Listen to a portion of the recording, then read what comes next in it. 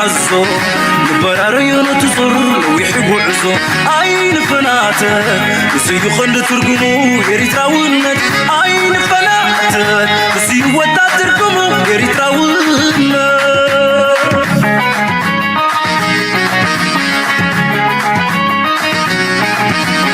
يريتراونك مادرحونك يريتراونك حبنجغنك عين قددحن معراري نتراري نتراركم منعري بعالت اكوي لبو تسبري يريتراونك سعاري سعاري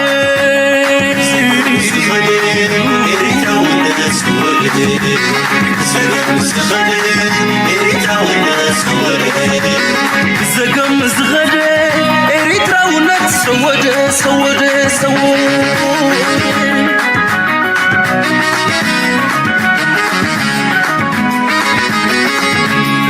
تقبر عصرنا حزو براريون تصر ويحبوا عزو عين فناتك وسيو خند ترقمو يريتراونك عين فناتك وسيو ودا ترقمو يريتراونك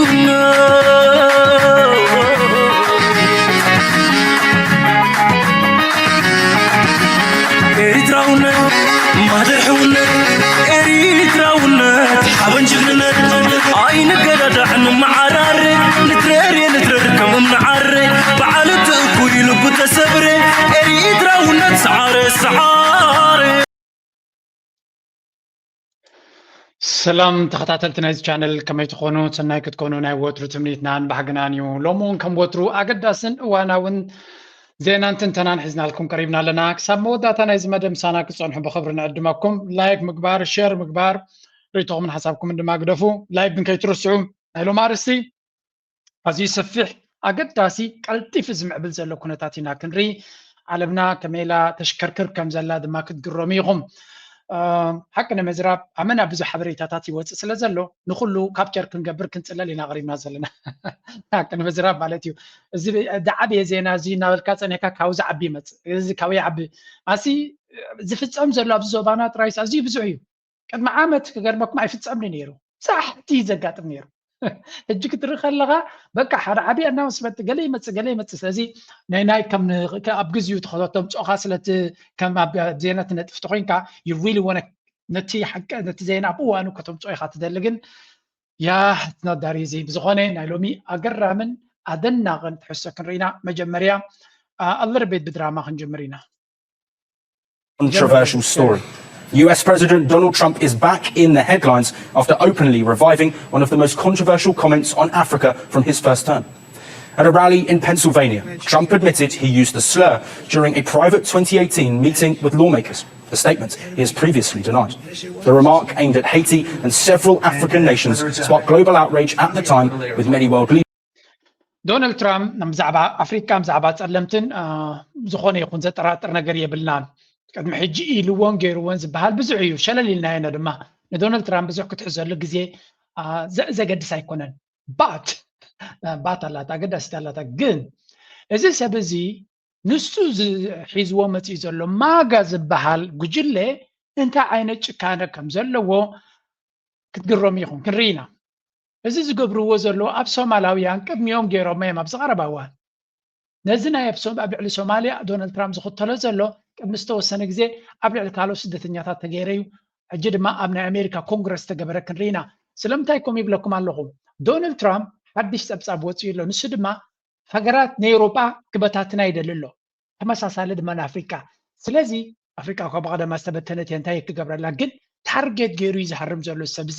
እዚ ከም አሻተ መስይሉ ድራሮም ወዳአሉ ማይኮን አሻት መስል ዘሎ ወይውን ዘይስተውዕልን ዘይግደስን ትመስል አባ አጀንዳ ዘለዎ ሰብ እዩ مجمريا موتهم تناتو دونالد ترامب حد عابي جروب هالو ماغا زبال اخرر تسعد مالتي انتاي قبل كل دس يبلون جن بزعب افريكان تسلمتن سمعج just labeling his language as racist and disrespectful. However, this week Trump not only repeated the story, he boasted about it, even recalling the reaction inside the Oval Office. Trump also said the US should take immigrants from predominantly white countries like Norway and Sweden. Listen in. Remember, I said that to the senators that came in, the Democrats. They wanted to be bipartisan. So they came in and they said, this is totally off the record. Nothing mentioned here. We want to be honest because our country was going to hell. ሕጂ እንታይ እዩ ዝበሃል ዘሎ መጀመርያ ኣብ 2018 ኣብ ሓደ ዕፅዋ ኼባ ዝበሎ ዝበሃል ሃይቲ ትበሃል ሃገር ጸለምቲ ዝነብሩላ ኣብ ከባቢኦም ዘላ ሕማቕ ሃገር እያ ጽቡቕ ኣይከደትን ግን ብሰንኪ ናይ ኣሜሪካ ድራማ ይሱ ብዝኾነ ሃይቲ ከምኡውን ሃገራት ኣፍሪካ ናይጀርያን ካልኦት ሃገራትን ጠቒሱ ሽቓቕ እየን ኢሉ ዓይኒ ምድሪ እየን ኢሉ ማለት እዩ ሽትሆል ካንትሪስ ዝበሃል ቃል ኣብ ዩቱብ ኣይፈትወኒ ብሓፈሻ እዚ ዓይኒ ምድሪ እየን ኢሉ ክፀርፈን ከሎ ኣብ ዓይኒ ምድሪ እንታይ ኻ ትረክብ ትፈልጦ ኢኻ ምናልባት ሽዑ ከም ኢልዎ ሽዑስ ኣብ ፖለቲካ ይበሰለን ነይሩ ገለ መለ ካብ ኮርፖሬት ድመፀይ ወዲ ሱሳ ገለን ዓመፅ ኣይበሰለን ነይሩ ገለ ኢሎም ይሓልፍዎ ነይሮም ኖ ሕጂ ብዝበርትዕ መፂኡ ኣሎ ስምዕዎ ጉድ ናይ ክንሰምዕ ኣለና ስኢልካ ኣብዚ ጎቦ ጎቦ ምኻድ የለን ስምዕዎ ዝፀርፊ እዚ ክስማዕ ኣለዎ And we had a meeting, and I said, why is it we only take people from whole countries, right? Why can't we have some people from Norway, Sweden, just a few? Let us have a few. From Denmark, do you mind sending us a few people? እዚ ሰብ እዚ ቀዳማይ ነገር ኩነታት ናይ ኣሜሪካ ይርድኦን እዩ ኣይርድኦን እቲ ኣሜሪካ ትበሃል ከመይ ሃገር ምዃና ምክንያቱ ኢሉዥን ኣሎ ኣብ ዴንማርክ ኣብ ስዊድን ኣብ ስዊዘርላንድ ዝነብር ዘሎ ሰብሲ ናብ ኣሜሪካ ንኽነብር ዝኸደሉ ምክንያቱ ውሑድ ጥራይ እዩ ውሑድ እዩ ምናልባት ዓብ ቢዝነስ ክገብር መደብ እንተሎ ይኸድ እዮም ካብዚ ዓዲ ኖርማል ስራሕ ዘለዎ ኣብ ኣሜሪካ ኣብ ስዊዘርላንድ ሲ ናብ ኣሜሪካ ዘኽይድ ሕማም እንታይ ኣለዎ ኣብ ፈቆዳ ኣንጎሎ ሰብ ዝቐተለሉ ዓዲ ኣብ ጎደና ሰብ ዝሓድረሉን ዝነብረሉን ዓዲ ኣሚን ይፈልጠን ዲ ነዚን ሃገራት ዜን እኮ ይገርመኒ ኣነ ኣብ ስዊስ እኮ ኣብ ግዳም ሓደር ክኸውን የኢልካ እኮ ምስ መንግስቲ ኢኻ ትበኣስ ደገ ክትሓድር ስለ ዘይፍቅዱልካ ደገ ክሓድር ኢልካ እኮ ምስ መንግስቲ ትበኣስ ምስቶም ፖሊስ ኢኻ ትበኣስ ምክንያቱ ደገ ዝሓድር ኣይደልዩን እዮም መሕደሩ ኣለዎ ኣብኡ ክወስዱካ እዮም ዝደልዩ ምስ መንግስቲ ተባኢሶም ኣብ ደገ ዝሓድሩ ኣለዉ ባይ ዘ ወይ ንግረ መንገድኩም ክነግረኩም ኣብ ስዊዘርላንድ ክትልምን ላይሰንስ የድልየካ ለማነ ንክትከውን ፍሉይ ፍቃድ የድልየካ ኣብ ስዊስ ምናልባት ከም ዘጋኒ ዘለኹ ይመስለኩም ክትልምን እንድሕር ኮይንካ ኣብ ዝምልከቶ ቦታ ከድካ ኣነ ክልምን የልካ ጉዳይ ካርዮም ክትልምን ኢኻ ምስ በሉካ እንታይ ገብሩካ እስከዚያ ክትፈልጥዋ ንግረ መንገድኩም መፅሄት ኣላ ትሽየጥ እታ መፅሄት ይህቡኻ ንዓኻ ንዓ ሒዝካ ኣብ ኣገዳሲ ቦታ ጠጠው ትብል ስዊሳውያን ድማ ንፈልጣ ኢና እታ መፅሄት እቲኣ እቲ ሰብ እተሓገዝ ዝደሊ ምዃኑ መንግስቲ ድማ ዝፈልጦ ሰብ ምዃኑ ስለዚ ነታ መፅሄት ብ5 ቅርሺ ዲኻ ትገዛ ብ10 ቅርሺ ዲኻ ትገዛ ነቲ ሰብ ትበላኻ ግን እቲ ሰብ ይልምን ኣይኮነ ዘሎ ሸይጥ እዩ ዘሎ ይትመስል ስለዚ ሓደ ቱሪስት ክሓልፍ ከሎ እቲ ሰብ እቲ ነጋዳይ ዩኒቨርስ ለማና ይፈልጦን እዩ እዚ ናይ ስዊዘርላንድ ትሪክ እዚ ልመና ስለ ዘይፈልጡ እንኳን እቲ ልመና ብስራሕ ገይሮሞ ማለት እዩ ብሓፈሻ እዚ ድዑል ትሪእዎ ዘለኹም በጃኹም እንዶ ገለ ስደዱልና ገለ ንኣሜሪካ ንኣሜሪካ ህዝብኻ ከማን ክትኣሊ ካልካ ግደፍ ናይ ካልኦት ሃገራት ክትኣሊ ብርግፅ ኣብ ኣሜሪካ ዝኸይድ ካብ ኣፍሪካ እዩ ዘሎ ካብዚ እውን የለና ይብለኩም ነዚ ናይ ኤሮጳ ኮንትሮል ዝፀልዎ ሰባት ኣለው በቃ ተጓኒፀ ንላዕሊ ክኸይድ እየ ዝብሉ ኣለው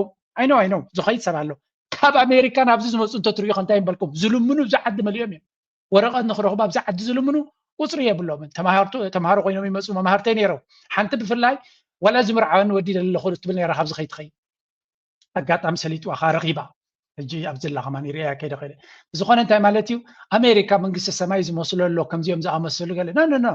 ብካባትኩም ዝበልፃ ሃገራት ኣፀቢቐን ዝበልፃ ኣለዋ እያ ከምኡ ኢሉ ዝነግረኩም ያሬት ኣፍሪካ ከም ትኸውን ንኣፍሪካ እኳ ክንደና ያሬት ኤርትራ ከም ትኸውን ኤርትራስ ሓንቲ ግዜ ሲ ንኮርዓላ ሃገር ንኮርዓላ እንዲና ግን ከም ግሌትና ክንነብረላ ንኽእል ተደሊኻ ትካል ትገብረላ ተደሊኻ ቤት ትምህርቲ ትኸፍተላ ተደሊኻ ፋብሪካ ትኸፍተላ ተደሊኻ ከባቢ ኣይደኖ ከባቢ ዓንሰባ ጀርዲንካ ጌርካ ትራንኩሎ ትነብረላ ተደሊኻ ብሰላም ዝደለኻ ንገብረላ ዓዲ ክትኮነና ኢና እንደሊ እምበር ኤርትራ ሓለፋ ክትገብረልና ይንደልና ናይ በዓል ዚያቶም ውርደት ስለ ዝሰልቸወና ክገርመካ ቢሮ በዓለታውነት ኣሎ ከም ናይ ዚያቶም ግን ውፅእ ዝበለ እውን ኣይኮነን ዝኾነ ዶናልድ ትራምፕ ይፈትወ ኣብ ውሽጦም ዝዓብጥዎ ብዓዊሉ ስለ ዝነግረና ሕጂ ተዳለው ሕማቕ ዘረባ ክሰምዑ ኢኹም Send us some nice people, do you mind? But we always take people from Somalia, places that are a disaster, right? Filthy, dirty, disgusting, ridden with crime.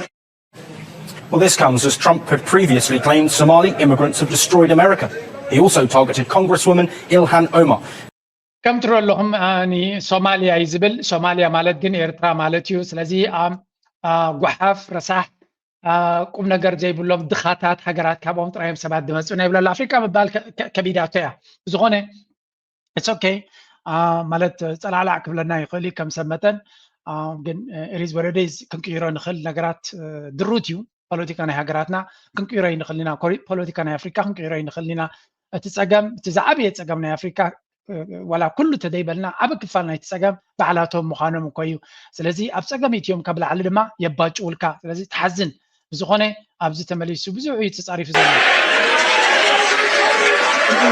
Dumbest governors ever in history, you know. That's called the Great Big Minnesota Scam with one of the dumbest governors ever in history. أنا حجيت دونالد ترامب زعرف يكون زجر من نزله تم بتعري ذا لوتري يوم الله they're really happy لك أن تقابل بوم زلوا يتزارب لهم زلوا يتعقوا علو قال ملا بفلاي نتوم تسلمت جحافات رأس أفريقيا ناتقاتلوا زخدوا قال ملا قبل كله يحقوس يتعقوا زي تاي بالاتيو تي سكيورتي ناتوم قبل بوم زلوا تسجم نعوي زارب لهم زلوا زي دونالد ترامب راح يكون كم زلوا كم زلوا there's so many people up the bottom بالاتيو زي I know أبزي بزوج يتزارب Of her, she comes in, does nothing but she's always complaining. She comes from a country where the world, right? They have no military, they have no nothing, they have no parliament. The White House defended the president. كم تري ودلهم زي أبتم قبل عريضة لو نزك سمعهم دمتو فلوي بوليسنا يكون طبعا كنا ما يكونون دمتو تعرفنا أفريقياويان سمعهم دمتو and yeah I mean ولا تم نسيت عليه كنا أبالاتنا تو. It's a permanent pause on third world migration, including from hellholes like Afghanistan, Haiti, Somalia, and many other countries. By the way أبزي أفغانستان سوماليا قلبنا إيرترا لا أبتليستا شماس لدي فلتاي thanks God حقوساتنا نيرترا شما دي فلتا معناته أبزي متقسن يرو سلازي وحفظ خونه هجرات يلو يتقس له بزخونه كابزي بغيت بني غاحد تبع أفريقيا وتراي مليس لنيرو. You must know we're doing that against America. It will never like that. But are we going to retreat because America doesn't want us to do that? Never. Even if America decides that I should no longer enter America, it's okay, I will enter Zimbabwe. زي هذا كابتن مع ساوث أفريقيا زلوا بوليتيكا يو تبعيو نيلا ماسك عندك زي جحاف زباليو فرح رعيدو هديمو بأمريكا تسجعوا حركات تجبر زلوا عليه تاوز بلو زلوا لازم يجي أوكي نت أمريكا سلا فتوتنا ساوث أفريقيا بزحنا بتارجت تجبرهم زلوا دليتكم جبرنا إحنا من قدنا نغيرنا مسانا زلوكم زمدنا بتخو مراحي كونن قدنا يبارت حلافي زمدنا خم بتخو نقدخم بتخو تتقبرون عين أمريكا خير كيد كتقدون الدليل صبوا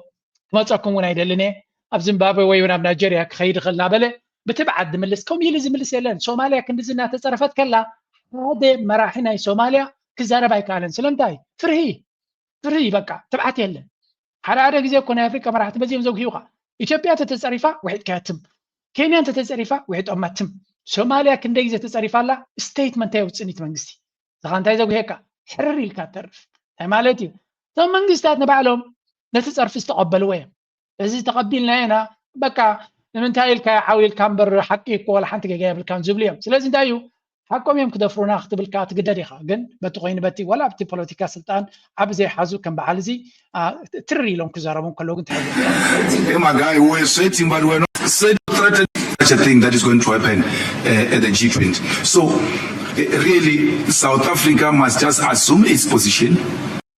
بعالزي أبسطان تدمسون يوم قالت تبعتون مرانا نيرنا سوماليا وياهم نقول ملي سوم للوجن من أبو مخادنا أبزي سمعنا إن سوماليا وين تراي كم زجبر مثلاً نيرو. Did you make an effort to tell the agent, masked, unidentified, from an unmarked car, that you were a United States citizen? And did you make an effort to present identification? Mr. Redis? Yes, I made it very clear that I was a U.S. citizen. That was the first thing out of my mouth. They asked me if I had an ID. I told them I did. I told them that I was a citizen. I said I have license plate that could prove I'm a disabled veteran. I have a sticker on my windshield that. فريوم زلهم زوم سعاديهم زيوم أبي ناي كونغرس ناي أمريكا متيوم تستيفاي زجبريوم تي ناي دونالد ترامب عليه تاوي ناي سدتنياتات ICE لوجر وزلو بوليس مالتي نتوم سدتنياتات وسيدو بحيلي منزعو زت عيس زلو وي زترز زلو أكال أمريكاويان زترز زلو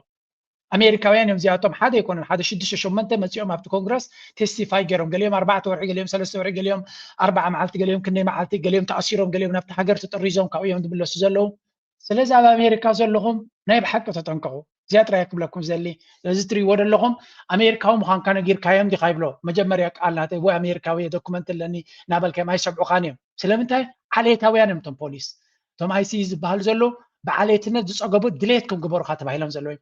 بخلا زراربات بوليس انت كرداكم زلو اسرات يوم سبات سلشي وم كخي كفي وم كخدو مرير وم كخدو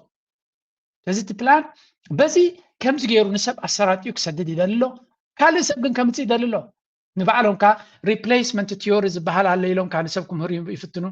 كم تعلكم يسمعوا اذا بينو خي مسلكم ولا نصعديهم بل زبل زلو زي من لاتينو بيزل باك جراوند زلوم says I'm an Iraq combat veteran. I gave them any opportunity they wanted for me to show them proof. Figueroa. I did have a chance to eventually let them know, but that was already after I went to the assault.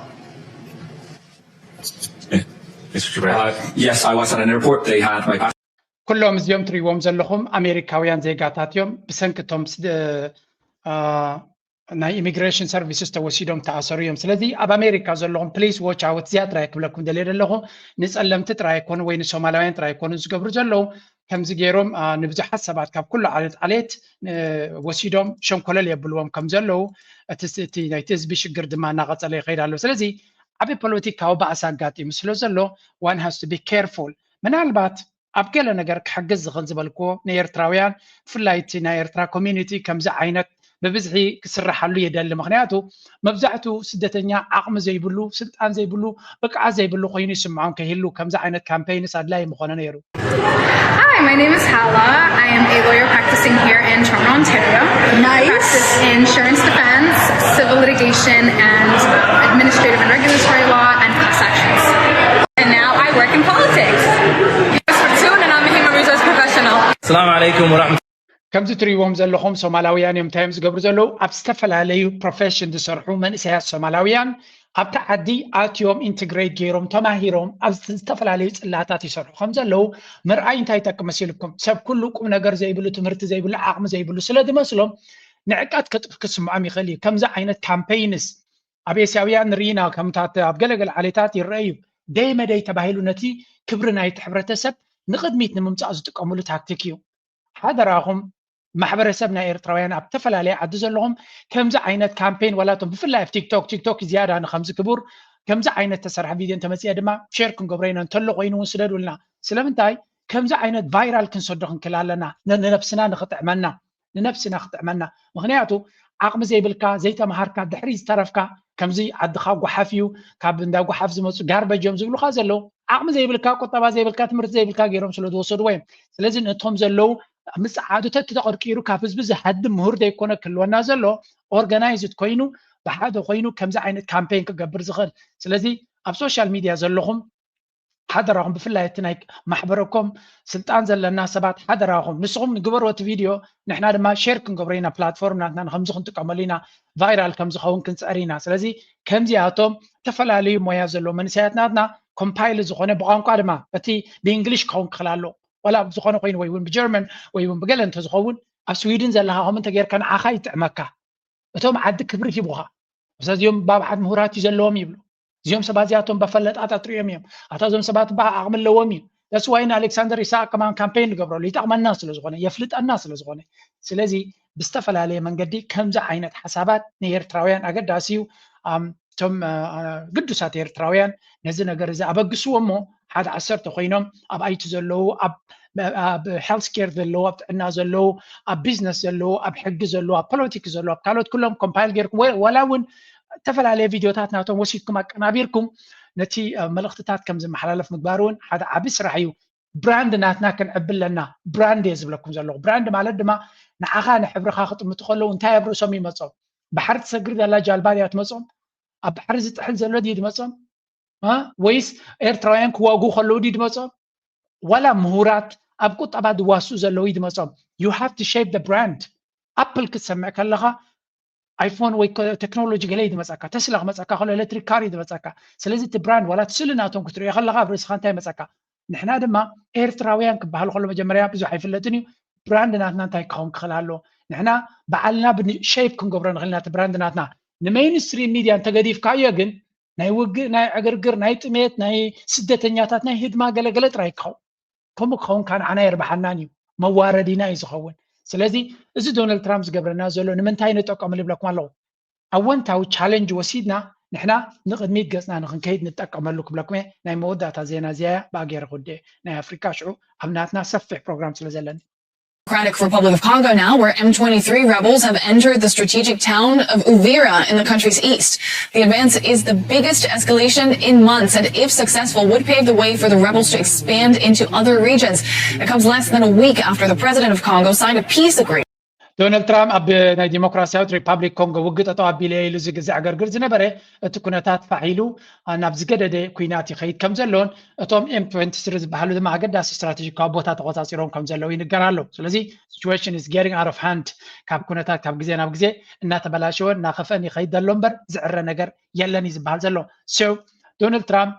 peace plan ناتو أب غزة يسرحه أب كمبوديا تايلاند يسرحه أب يوكرين روسيا يسرحه أب DRC رواندا ونا يسرحن سلازي ناي دونالد ترامب اب افريكا تدي يسرحون صقم يبلون كسرحلو اندلي دلوي مثلا نخمس ليلو زغبره دامبر بزعب افريكا انت قديسو زغبرون يلن اتزحزن افريكاوين بعلوم نتشجر فتحو زي مخالهم سلازي نبي حق تحزن تنا افريكا عز مخانو اب كلابينا زلو دما زغدد كابزنا خوني يخيد بمهلاويو سلازي كل زرينا حنتي ناي موداتا لنكنه مس ويليام روتو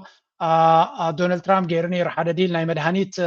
ناي هيلث كير ناي حدا شد بليون ديل تغير نيرو بيت فرد ناي كينيا دما نتي ديل ويليام روتو غير وز نبره تطوا بيل ولو يبلالو كمز بي بي سي 3 وز لهم سلازي ات ديل دبحال نبره بيت فرد ناتوم سسبند غير ولو and we will see انتاي كغاطميو ويليام روتو مس دونالد ترامب مس امريكا خغبره حسبه درو كوليفورم مالو بتعدي تقبلنت ناتو مريت زبيتو كمزلينا نغير زلنا حضرا نخلا سويلنا نرايو كونتات نا تبلاشون نا رسنن يزخيد زلو احنا دما كم وترو بتنقاقا نخيد استويلنا نخيد now let's go to the hot topic የኛ መልእክት ለኤርትራ መንግስት ኤርትራውያን ወንድሞቻችን ናቸው ከነሱ ጋር ውጊያ አንፈልግም ለኤርትራ መንግስት ያለ መልእክት አንደኛ ጥይት አስተላላፊ አትሆኑ ሀገር ሁኑ ወደ ጎረቤት ሀገር ጥይት ማስተላለፍ ጥሩ አይደለም አባይም ጸባይ ገዝቷል የኛም ሽፍቶች ጸባይ ይገዛሉ እና አንድ ቀን ጥይት ሳመላልስ ብሎ ታሪክ ስለሚናገሩ ጥይት ማቀባበል ቢቀርባችሁ ስለማናቅ አይደለም እናያችኋለን ህገወጥ የሰዎች ዝውውር ቢቀር እዚ ትዝክርዎ እንድሕር ኮይንኩም ኣብቲ ኣብ ቅድሚ ኮንግረስ ኮይኑ ውፁእ ዝኾነ ኣዋጅ ናይ ኩናት ኣብ ልዕሊ ኤርትራ ዝገበረሉ ግዜ እዩ ንኤርትራ ድማ ብንዕቀትን በሽካዕላልን ብዝተፈላለየ መንገዲ ከሲስዎም ኤርትራ ንፋኖ ይኹን ንሸነ ንኦላ ትሕግዛላ ብምባል ንዑ ሓገዝ ምትሕልላፍ ናይ ብረት ናይ ጥያይት ኣቋርፁ እናበለ ኣሽካዕላል ተዛረበሉ ከምኡውን ናይ ሰባት ምስግጋር ገለመለ ኢሉ ዝኸሰሰሉ ግዜ ነይሩ እዚ እንታይ ዘርእየካ ኣብይ ኣሕመድ ኣብ ልዕሊ ኤርትራ ዘይገበሮን ዘይበሎን የለን ሕጂ ድማ ምንቲ ከይሸፋፈን ወይ እውን ተዓቢዩሉ ከይከይድ ዋላት ምዕራባዊ ሚድያ ብተደጋጋሚ ኤክስፖዝ ዝገብረሎ ነቲ ንሱ ዝብሎ ዝነበረ የውፅአሎ ኣብ ከምዚ መድረክ ኣብ ዘለናሉ ግዜ እንታይ ይገብር ኣሎ ቁሩብ ነታሕቲ ክወርድ ኢኻ ትፅበዮ ኖ ፕሮፓጋንዳ ናይ ህዝቢ ድማ ስምዑ ለቀጣይ ትውልድ የሚያወርሱትን ጥሪትና ለኢትዮጵያ ሀገራቸው አንገብጋቢ የሆነ ጥያቄን አንግበዋል። አሁን የቀይ ባህር ወደብ ጥያቄ አለን። ይህ የቀይ ባህር ወደብ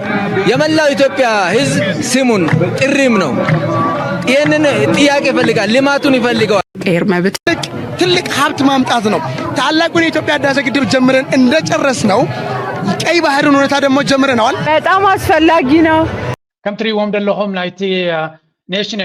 ናሽናሊቲስ ተባሂሉ ኣብቲ ደቡብ ገለ ነገር ኣብ ዝገበሩሉ ከምኡ ድማ ኣብ ፈቐዶ ከተማታት እዚ ናይ ባሕሪ ናይ ኣፍ ደገ ባሕሪ ዝብል ፕሮፓጋንዳ ኣብቲ ንእሽተይ ወለዶ ኣብ ኣእምሩ ንኽእትውሉ ናይ ብሓቂ እዮም ብዛዕበየ ኣጀንዳ ዝሰርሑ ዘለው ስለዚ ወላ ሸለል ኢልናዮም ክንከይድ ተደለና ንሸለል ዝኸውን ቦታ ዝህቡ እውን ኣይኮኑን ስለዚ እዚኦም ሃገር እዚኣቶም ዊ ኒድ ቱ ኮንፍሮንት ደም እዚ ዓለም ኮንፍሮንት ወይ ከዓ ክግጥሞም ክኽእል ኣሎ ክእርሞም ክኽእል ኣሎ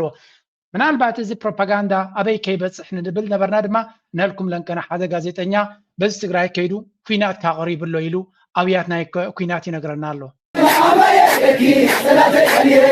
Ethiopia is on the verge of another war. A new force is rising in the northern Tigray region. And the Prime Minister has his eyes on an Eritrean port just across the border. Now, old enemies have made new alliances. And a country is still ስለዚህ እንታዮም ዝብሉ ዘለው እዚ ሓደ ናይ ብሪጣንያ ቻነል እዩ ናብ ምስቶም ኣብ ሓራ መሬት ዘለው ከይዱ ተራኺቡ ኩናት ናይ ኤርትራን ኢትዮጵያን ይመጽ ኣሎ ወይ እውን እቲ ኩናት እኮ ኣብ ኢትዮጵያ ዝካየድ ዘሎ እንዲዩ ናይ ትግራይ እቶም ሓራ መሬት ዝበሃሉ ናቦም ከይዱ ምስኦም ዝገበሮ ሸው እዩ ስለዚ እዚ ኣድቨርታይዝመንት ናይ ኩናት እውን ክትብሎ ትኽእል ኢኻ ንዓታቶም ርዩ እንታይ ኢኹም ከመይ ኢኹም ትኾኑ ዘለኹም ብምባል እዚ ድማ ኣብታ ክሊፕ ናቱ ድማ ናይ ኣፍደገ ባሕሪ ሕቶ ዘይተርፍ ጉዳይ ስለ ዝኾነ ናይ ግድን ክፍጸም ስለ ዝኾነ ብኸመይ መንገዲ ብሰላማዊ መንገዲ ከም ዘይኮነ ይፈልጥ ናይ ግድን ኢልካ ብሰላማዊ መንገዲ ዝበሃል የለን ስለዚ ብሓይሊ እዩ ተዘረባ ሙሉ ብሙሉ ንኩና ዝእውጅ ዘሎ በዓሉ ምዃኑ ኤክስፖዝ ይገብርዎ ኣሎ ወላ ክሽፍኑሉ ይፍትኑ እንተለው ከምዚ ትሪእዎ ዘለኹም ንኩናት ይዳለው ከም ዘለውን ኣጀንዳ ናይ ባሕሪ ናቱ እናላዕለ ይኸይድ ከም ዘለውን ንሱ ድማ ካብታ ናይ ባሕሪ ጉዳይ ክወፅእ ከም ዘይደሊ ኣብዚ ይገልጽ Abiy's project. Prime Minister Abiy won the Nobel Peace Prize for ending Ethiopia's long conflict with Eritrea. But now, he's risking restarting it. He's determined to get access to the sea, and Eritrea is standing in his way. Again, ካልእ ጭብጢ ድማ ኢትዮጵያ ተዓጽያ ኣይትነብርና ሓደ ይፍቶ ሓደ ይጽላእ ብዘይገድስ ኢትዮጵያ ኣፍደገ ባሕሪ ክትረክብ እያ እዚ ኣዋጅ ናይ ኩናት እዩ ኩሉ እዚ ትሪእዎ ዘለኹም ኣዋጅ ናይ ኩናት እዩ ምክንያቱ بعين حق كمزيل كاي تزاربني خا بعين دبلوماسي كمزيل كاي تزاربني خا بعين سلاماو منقد كمزيل كاي تزاربني خا كمزيل كان تزارب كلمه بخال بقمت الكازولو سب سلاماو منقدي كردادا كاي كلني انلس ምናልባት ዓቕሚ እንተዘይብሉ ፈርሂ ሕራይ ክብለካ ኸል ኤርትራ ግን ካባኻ ትፈርሕ ሃገር ኣይኮነትን ንቐፅል But between the two countries is the Tigray People's Liberation Front or TPLF. ሕጂ እቲ ህወሓት ኦልሬዲ ብፅንሕ ኢልና ክንሪኦ ስለ ዝኾና ኣብ ልዕሊ ትግራይ ኩናት ክገብር ከም ዝደሊ ልክዕ እቲ ናይ 20 ኩናት ቅድሚ ምጅማሩ ዝኽተሎ ዝነበረ ታክቲክ ብምሉ ይጥቀመሉ ከም ዘሎ እዩ ዝንገር ንሪኦ ዘለና ድሮ ኣብ ልዕሊ ትግራይ ባንክታት ዓፂሎ ፋይናንሻል ኢንስቲትዩሽንስ ዓፂሎ ቀረባት ናይ ነዳድን ናይ ካልኣትን ጠጠው እናበለ ይኸይድ ኣሎ ስለዚ ድሮ ትንሱ ክገብሮ ዝኽእል ነቲ ኩናት ከደላድል ዝኽእል ነቲ ናይ ትግራይ ህዝቢ ድማ ፋሕብትን ክእቱ ዝኽእል ከዳኽም ዝኽእል ሞራሉ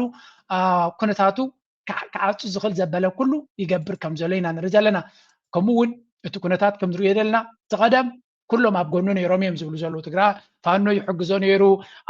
كالوت عفاري يحجزون يروم قال حججن بقمت على تا كاردن دايم زلوا لو مكمي يكونن زلوا everybody is against him نسو نعسبي له أفز بقصلوا زلوا يزبل كلهم حيلتات بسمين زلوا نابوت أخاقيبهم يمتصوا خم زلوا كم زي أجيرهم يري ولو سلزي إرترا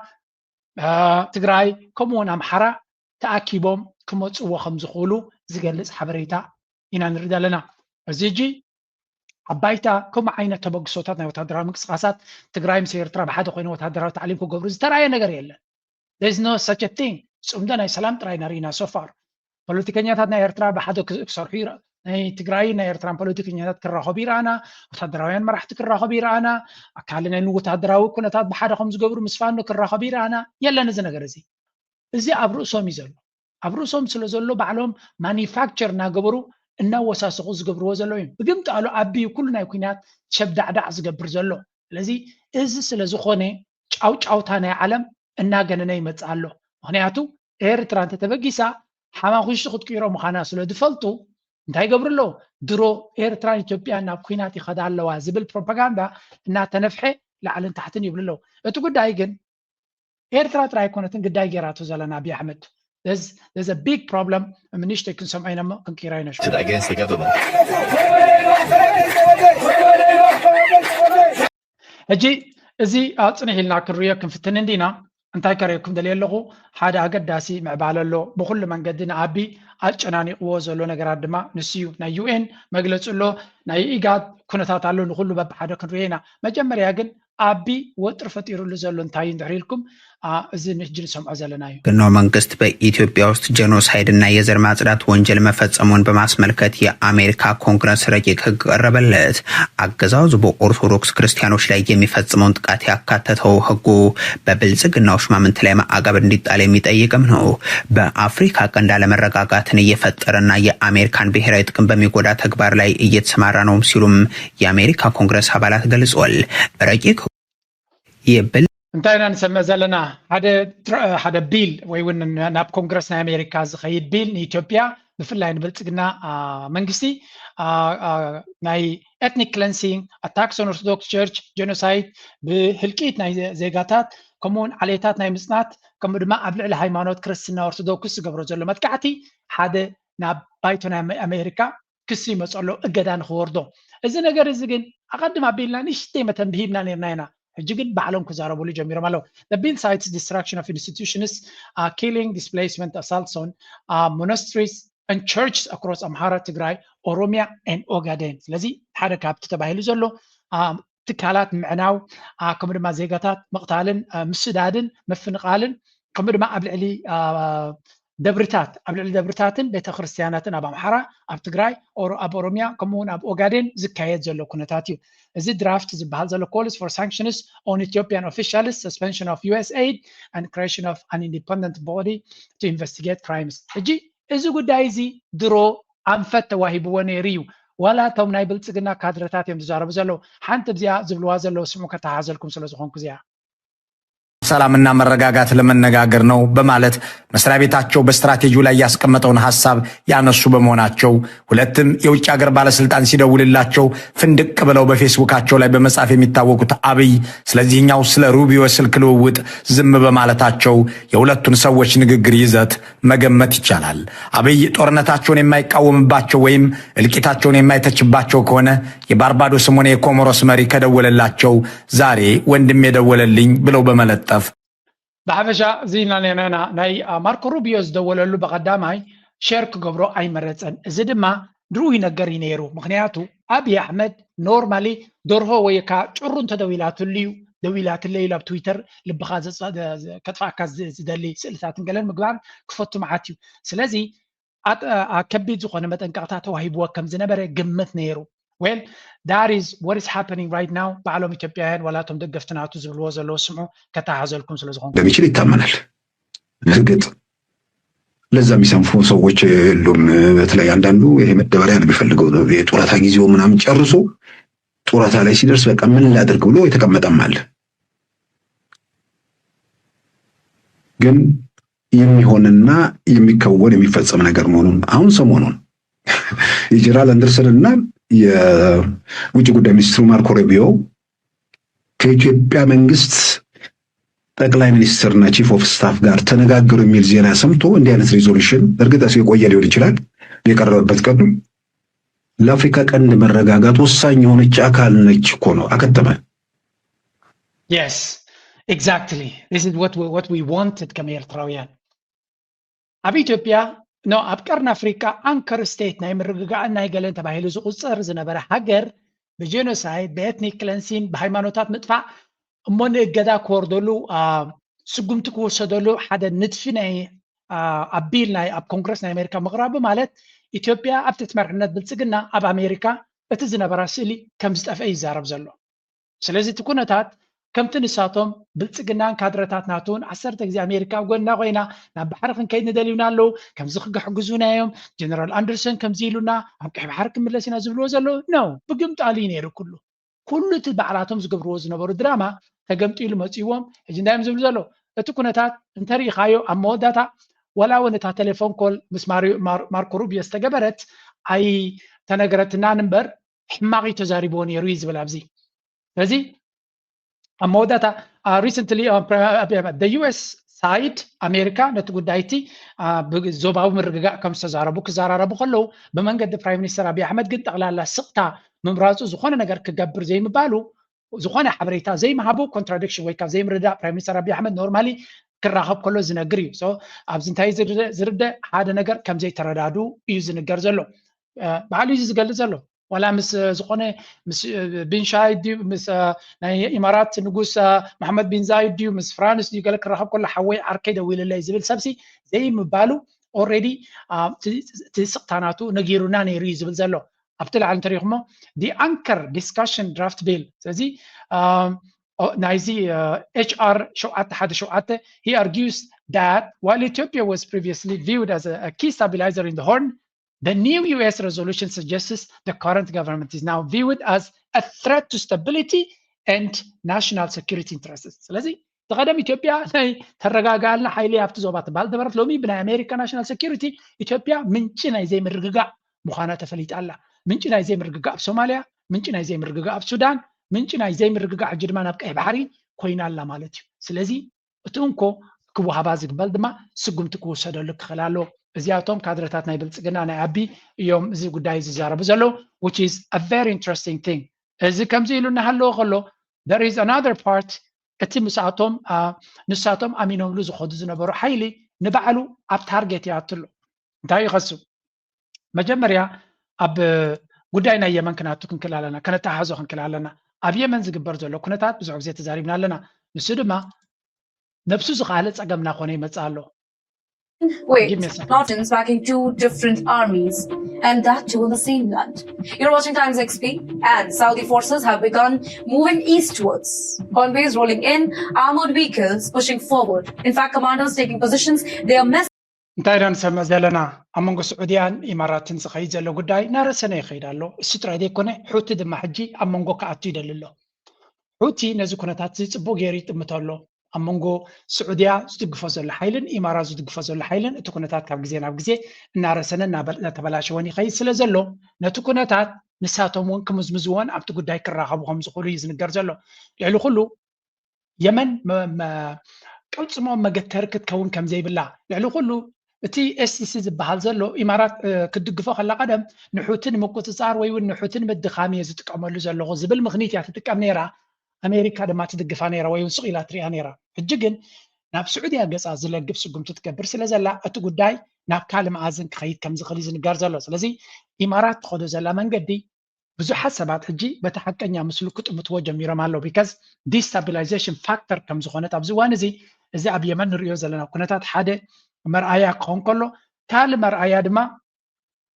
ኣብ ኣሜሪካ ብቐጥታ ንዓኣ ንምሕማይ ስለ ዝፈርሑ ዘለዎ እምበር ጉዳይ ናይ ሱዳን ኣተሓሒዞም ዝበልዎ ስምዑ እዚ must also be clear-eyed about the external factors fueling this fire. On Tuesday, the Department of the Treasury announced sanctions on a Colombian-led transnational network of hundreds of former Colombian military personnel who have traveled to Sudan. ሕጂ መጀመርያ ኣሜሪካ ብዝቀረባ ነቲ RSF ዝበሃል ዘሎ ዕጡቕ ጉጅለ ዝሕግዞ ዝነበረ ብገንዘብ ተሓሲቦም ምስ ዝጓጉኡ ዝነበሩ ትካላት እገዳ ውሪድሎም ኣሎ እዚ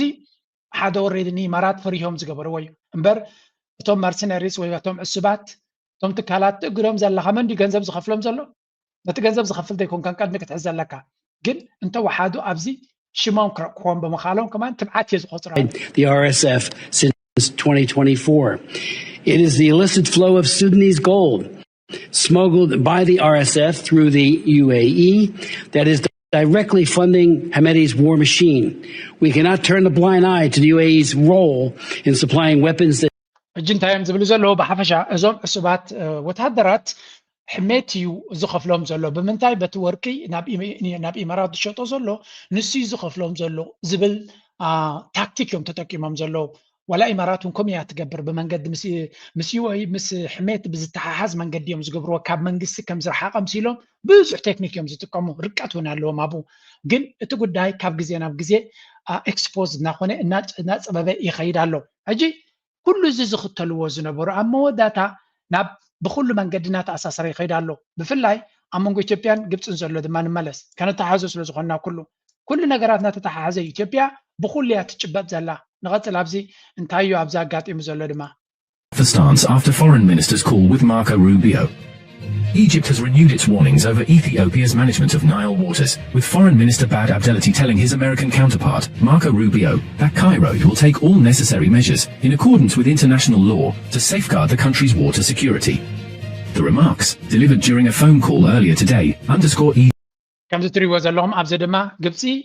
ብንጹር ንማርኮ ሩቢዮ ነጊሩ ወሎቲ ባድር አብዱላቲ ሚኒስትር ጉዳያት ወፃኢና ግብፂ ኢትዮጵያ ዕድል ዝበሃል ተኸፍተሎም ከም ዘየላን ኔጎሲዬሽንስ ስለዚ ጉዳይ ናቶም ጉዳይ ናይ ማዮምን ናይ ጎረሮምን አገዳሲ ጉዳይ ስለ ዝኾነ ኣብ ልዕሊ ኢትዮጵያ ስጉምቲ ክውሰድ ክኽእል ኣለዎ ዝብል ድፊት ዝገብር ዘሎ ስለዚ እታ እገዳ ኣብ ልዕሊ ብትመፅእ ዘላ ብኩሉ መንገዲ ዝተኣሳሰረት ምዃና በዚኻ ትፈልጥ ኤርትራ ትገብሮ ዘላ ዲፕሎማሲ በይናይ መንገድን ይሰርሕ ኣሎ ልዕሊ ኩሉ ድማ ኤርትራ ጥራይን በይና ክትበፅሖ ትኽእል ጉዳይ ኣይኮነን እዚ አብይ አሕመድ ብዙሓት ፀላእቲ ስለ ዝገበረ እቶም ብዙሓት ፀላእቲ ድማ በብወገኖም ዝገብርዎ ዘሎ ድፊት ኣብ ሓደ ዕላማ ምንጭ ናይ ሽግር ኮይኑ ዘሎ ኣብ ዞባ ክሳብ ግብፂ ዘሎ ሽግር ኮይኑ ዘሎ አብይ አሕመድ ምዃኑን ናቱ ብልፅግና ምዃኑን ተረዲዎም ኣሎ ስለዚ ዞባ ቀርኒ አፍሪካ ከተረጋግኦ ተጀሚርካ መጀመርያ ምንጭ ናይቲ ፀገም ክትርላካ እሱ ድማ ኣብ ኢትዮጵያ ዘሎ ፀገም ይኹን ኣብ ከባቢኡ ዝመፅእ ዘሎ ፀገም ምስ ኢትዮጵያን ምስ አብይ አሕመድን ዝተሓሓዝ ምዃኑ ንጹር ናኾነ ይመፅእ ኣሎ ናብ ግብፂ ዘሎ ፀገም ናብ ኤርትራ ዘሎ ፀገም ናብ ሶማልያ ዘሎ ፀገም ናብ ሱዳን ዘሎ ፀገም ምስ አብይ ዘተሓሓዝ ጉዳይ ከም ዘለዎ ብዓብዩ ድማ ኣብ ውሽጢ ኢትዮጵያ ድማ ቅድሚ ሕጂ ኣብ ትግራይ ዝፈፀሙ ገበናት ኣሎ ናይ ትግራይ ምናልባት ናብ ኤርትራ ክፀጋግዑ ይፍትኑ ነይሮም ግን ፅቡቅ ነገር ንዓብይ ልክዕ ነቲ ኣብ ትግራይ ዝገብሮ ዝነበረ ኣብ ኣምሓራ ይደግሞ ኣሎ ኣብ ኣምሓራ ዝገብሮ ዘሎ ኣብ ኦሮሚያ ይደግሞ ኣሎ ኣብ ካልእ ቦታ ይደግሞ ኣሎ ስለዚ አብይ አሕመድ ባህርያት ናቱ ንጹር እዩ ኮንሲስተንት ድማ እዩ ዝደጋገም ባህሪ ዘሎ ኣብ ኩሉ ሓደ ዓይነት ሕማቅ እዩ ዝገብር ስለዚ እቲ ጉዳይ እቲ ምስ ኤርትራ ምስ ተወደአ ጠጠው ምበለ ኤርትራ እንተትኾነ ነይራ ፀገም ኤርትራ ስለ ዘይኮነ ዝቕፅል ዘሎ ፀገም ንሱ ምዃኑ እዩ ዝንገር እዚ ወዲ እዚ ምስ ፈለጠ ዓለም ናብ ሓቂ ገፃ ክትመፅእ ንቡር እዩ እቲ ሓቂ ንብሎ ዘለና ንምንታይ እዚ ንሪኦ ዘለና እዩ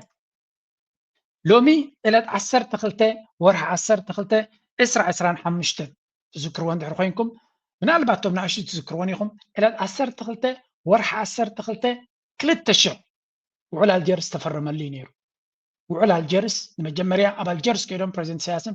መለስ ዜናውን ፕራይም ሚኒስተር መለስ ዜናውን ውዕል አልጀርስ ዕለት 12 ወርሒ 12 2000 እዮም ልክዕ ቅድሚ 25 ዓመት እዮም ፈሪሞም ስለዚ ኣብዛ መበል 25 ዓመቱ ዩናይትድ ኔሽንስ መግለፂ ውፅእ ኣሎ እዚ መግለፂ ድማ እንታይ ይብል አንቶኒዮ ጉተረስ urges Horn of Africa neighbors to recommit to the vision of lasting peace and respect for sovereignty territorial integrity embodied in the Algiers agreement እዚ ዘዘረባዝያ ሙሉእ ብሙሉእ ደገፍና ኤርትራ እዩ ንኤርትራ ሽምርቁ ሓድልየካኒ ንዓለም ለኻዊ ሕጊ ነቲ ሽምግልና እንድሕር ደጊፍካ ንኤርትራ ኢኻ ትድግፍ አብይ አሕመድ አንጻር ዓለም ለኻዊ ሕጊ እዩ ዝኸይድ ዘሎ ስለዚ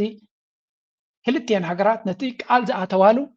ነቲ ክዳን ዝኣተዎ ከተግብርኦ ከም ዘለዋ ኣብኡ ድማ ንክብረት ንጉዳይ ነዚ ናይ ሪስፔክት ምኽባር ንልኡላውነትን ግዛታዊ ሓድነትን ኣብቲ ውዕል አልጀርስ ሰፊሩ ዘሎ እዩ ብምባል ዩኤን ጀነራል ሴክሬታሪ ባዕሉ ዝገበሮ መግለፂ ኢና ንርኢ ዘለና ኣብዚ ቅድሚ 25 ዓመት ዝተፈራረምኩምሉ ኣተግብርዎ today marks 25th anniversary of the Algiers agreement a landmark peace treaty that formally ended the border conflict between Eritrea and Ethiopia and established a crucial framework for peaceful relations between the two nations said the statement ስለዚ ኣብ መንጎ ክልቲአን ዝነበረ ንኩሉ ንሓዋሩ ንዘበናት ዝቕፅል መፍትሒ ክኸውን ዝኽእል ዝነበረ ሓደ ኣገዳሲ ኩሉ ዓይነት ሕጋዊ መስርሕ ዝተኸተለ ብይን እውን ዝተዋህቦ ጉዳይ ስለ ዝነበረ ንዑ ንምትግባር እቲ ዝበለፀ ምዃኑ እዩ ዝነግር ዘሎ noting that the treaty served to create mechanisms for demarcation እቲ ዝምድና ናይ ውዕል አልጀርስ ድማ ንምንታይ እውን መሰረት ገይሩ ነይሩ ናይ ዶባት ናይ ኤርትራ ንክሕንፀፅ ናይ ኤርትራ ኢትዮጵያን ንክሕንፀፅ The statement said it also reaffirmed the fundamental ደጊሙ የነፅረሎም ኣሎ ነቲ መሰረት ወይ ከዓ መትከላት መሰረታዊ መትከል ናይ ልኡላውነትን ግዛታዊ ሓድነትን ኣብ ናይ ክልቲአን ሃገራት ከኽብሩ ከም ዘሎ ኣብቲ ውዕል ትሎ with the support of international community at this important milestone the secretary general reiterates the steadfast support ስለዚ ኣብዚያ መድረክ እዚኣ ኮይና እቲ ጀነራል ሴክሬታሪ ናይ ዩናይትድ ኔሽንስ አንቶኒዮ ጉተረስ ማለት እዩ እንታይ ይብላ ኣሎ ተሪር ዝኾነ ደገፍ ንምንታይ ነቲ ናይ ዩኤን ተሪር ዝኾነ ደገፍ ነቲ ውዕል አልጀርስ ንክትግበር it said 7 years ago the leaders of both countries renewed their commitment to peace through a joint declaration a testament to the power of dialogue and cooperation ቅድሚ 25 ዓመት ዝነበረ ጥራይ ዘይኮነ ግን ቅድሚ 7 ዓመት ኣብ 2018 ድማ ክልቲኦም መራሕቲ ክልቲኦም ክሕጂ ስለ ዘሎ ናይ ኤርትራ ፕሬዚደንት ኢሳያስን መለስ ዜናውን አብይ አሕመድን ነቲ ውዕል አልጀርስ ከተግብርዎ ቃላት እዮም ናብ ተፈራሪ ሞምሉ ድማ ነይሮም ምናልባት ነቶም ሽዑ ጽቡቕ ዘይተኸታተልኩም እዚያ Meanwhile, United Nations Secretary General Antonio Guterres has praised the peace treaty between Ethiopia and Eritrea as historic. The two nations recently re-established diplomatic ties. Ethiopian Prime Minister Abiy Ahmed Ali and Eritrean President Isaias Afwerki signed a peace accord in Saudi Arabia on Sunday. The terms of the agreement are not clear, but it's understood to be an extension of the Declaration of Friendship inked in July. The signing ceremony was overseen by King Salman and Guterres. ከምዚ ንሪኦ ዘለና እዚ ጉዳይ እዚ ኦልሬዲ ዝተወደአ ጉዳይ ከም ዝነበረን ከም ንሪኦ ዘለና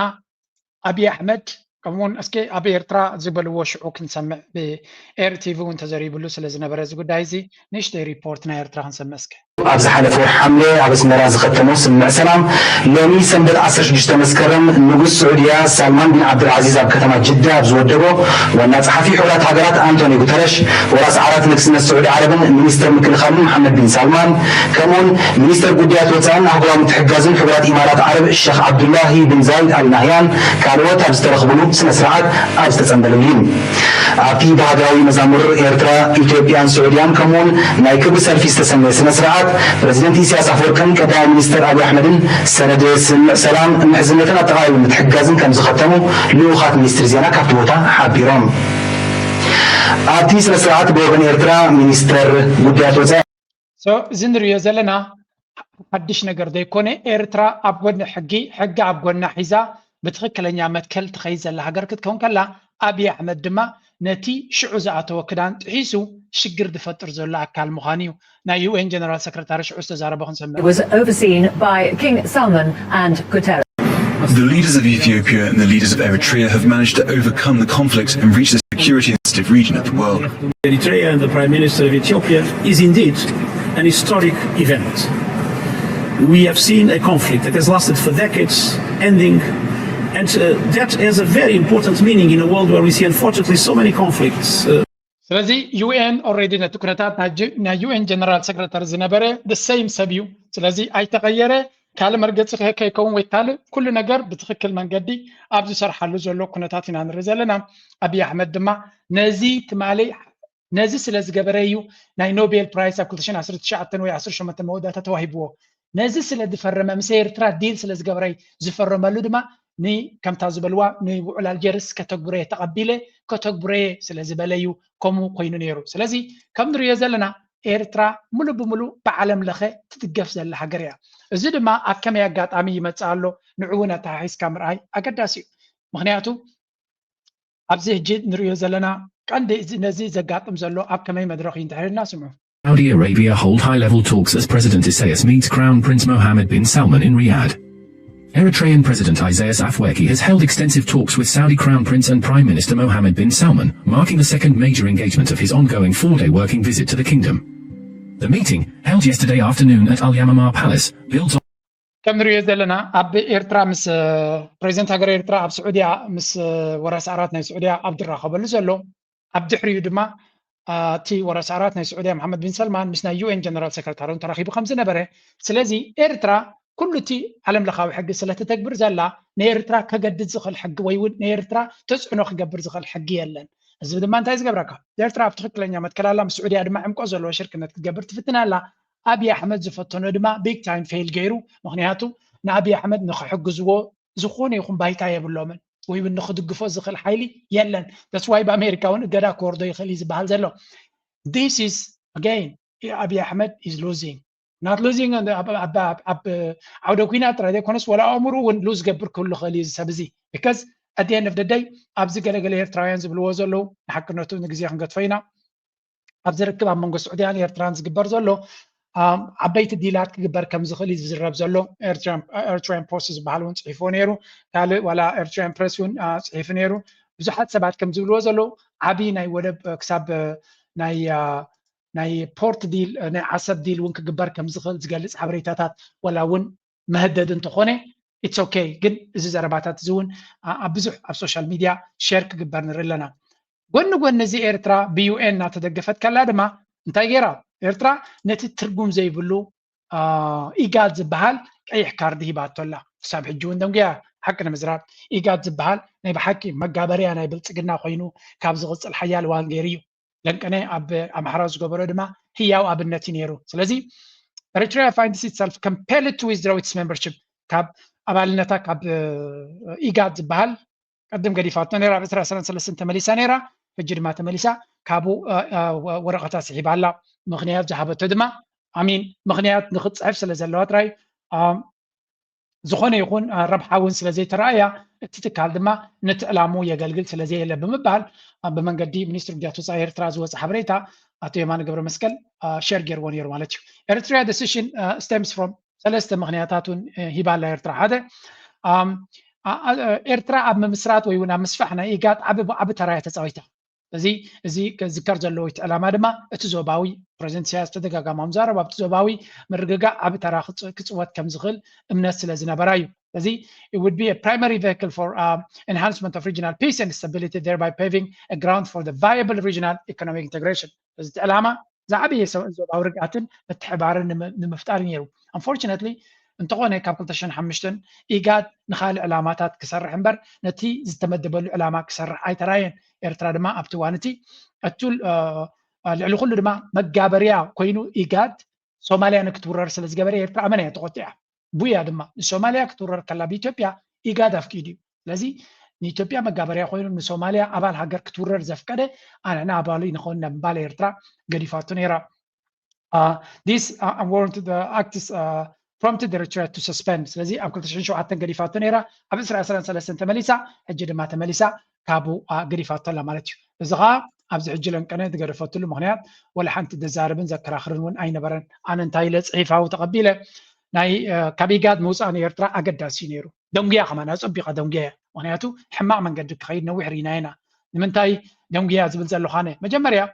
ናይ ኤርትራ ልኡላውነት ንጎሆም ምሸትን ብተደጋጋሚ ብኣቢ ብጀነራላቱ ብኩላቶም ንጎሆም ምሸትን ኣምሓርኛ ይዛረብ ኣምሓርኛ እንግሊሽ ዘይክል መራሕና ኢጋድ እዩ ዘሎ ብልፅግና ዝብሎ ዘሎ ናሰምዐ ከሎ ሓንቲ መግለፂ ከውፅእ ኣይደለየ ስለዚ ኢጋድ ጥቕሚ ዘይብሉ ትካል እዩ ካልኣይ ናይ ሶማልያ ኣብ ሶማልያ MOU ክፍርም ከሎ ኣብይ ኣሕመድ ዝኾነ ይኹን ኣገዳሲ ዘረባ ኣይተዛረበን ስለዚ ናቲንግ ባዕሉ ኣቢ ብካልኦት በዓል ትርኩን ብገለን ተገዲዱ እዩ ገዲፍዎ ከምኡ እውን ብድሮናት ገይሩ ንህዝብና ጨፍጨፈ ከላ ብኣምሓራን ኣብ ኦሮምያ ኢጋድ እንታይ ገይርና ወላ ሓንቲ ገበረን ጥራይ ዘይኮነስ ድራማ ክፈጥር ኣብ ኣዲስ ኣበባ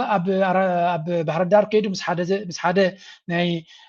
ፋኖ ኢዱ ዝሓበ ሰላም ተፈራሪሙ ኢሉ ኣብ ድራማ ናቱ ክዋሳር ኢና ቅድሚ ዝተወሰነ መዓልታት ኣብ ሱዳን ዝግበር ዘሎ ዝኾነ ይኹን ፕላን ከም ዘለዎ ይረኣና ምክንያት ናይ ህዝቢ ሱዳን ኣብ ዝሳቀየሉ ዘሎ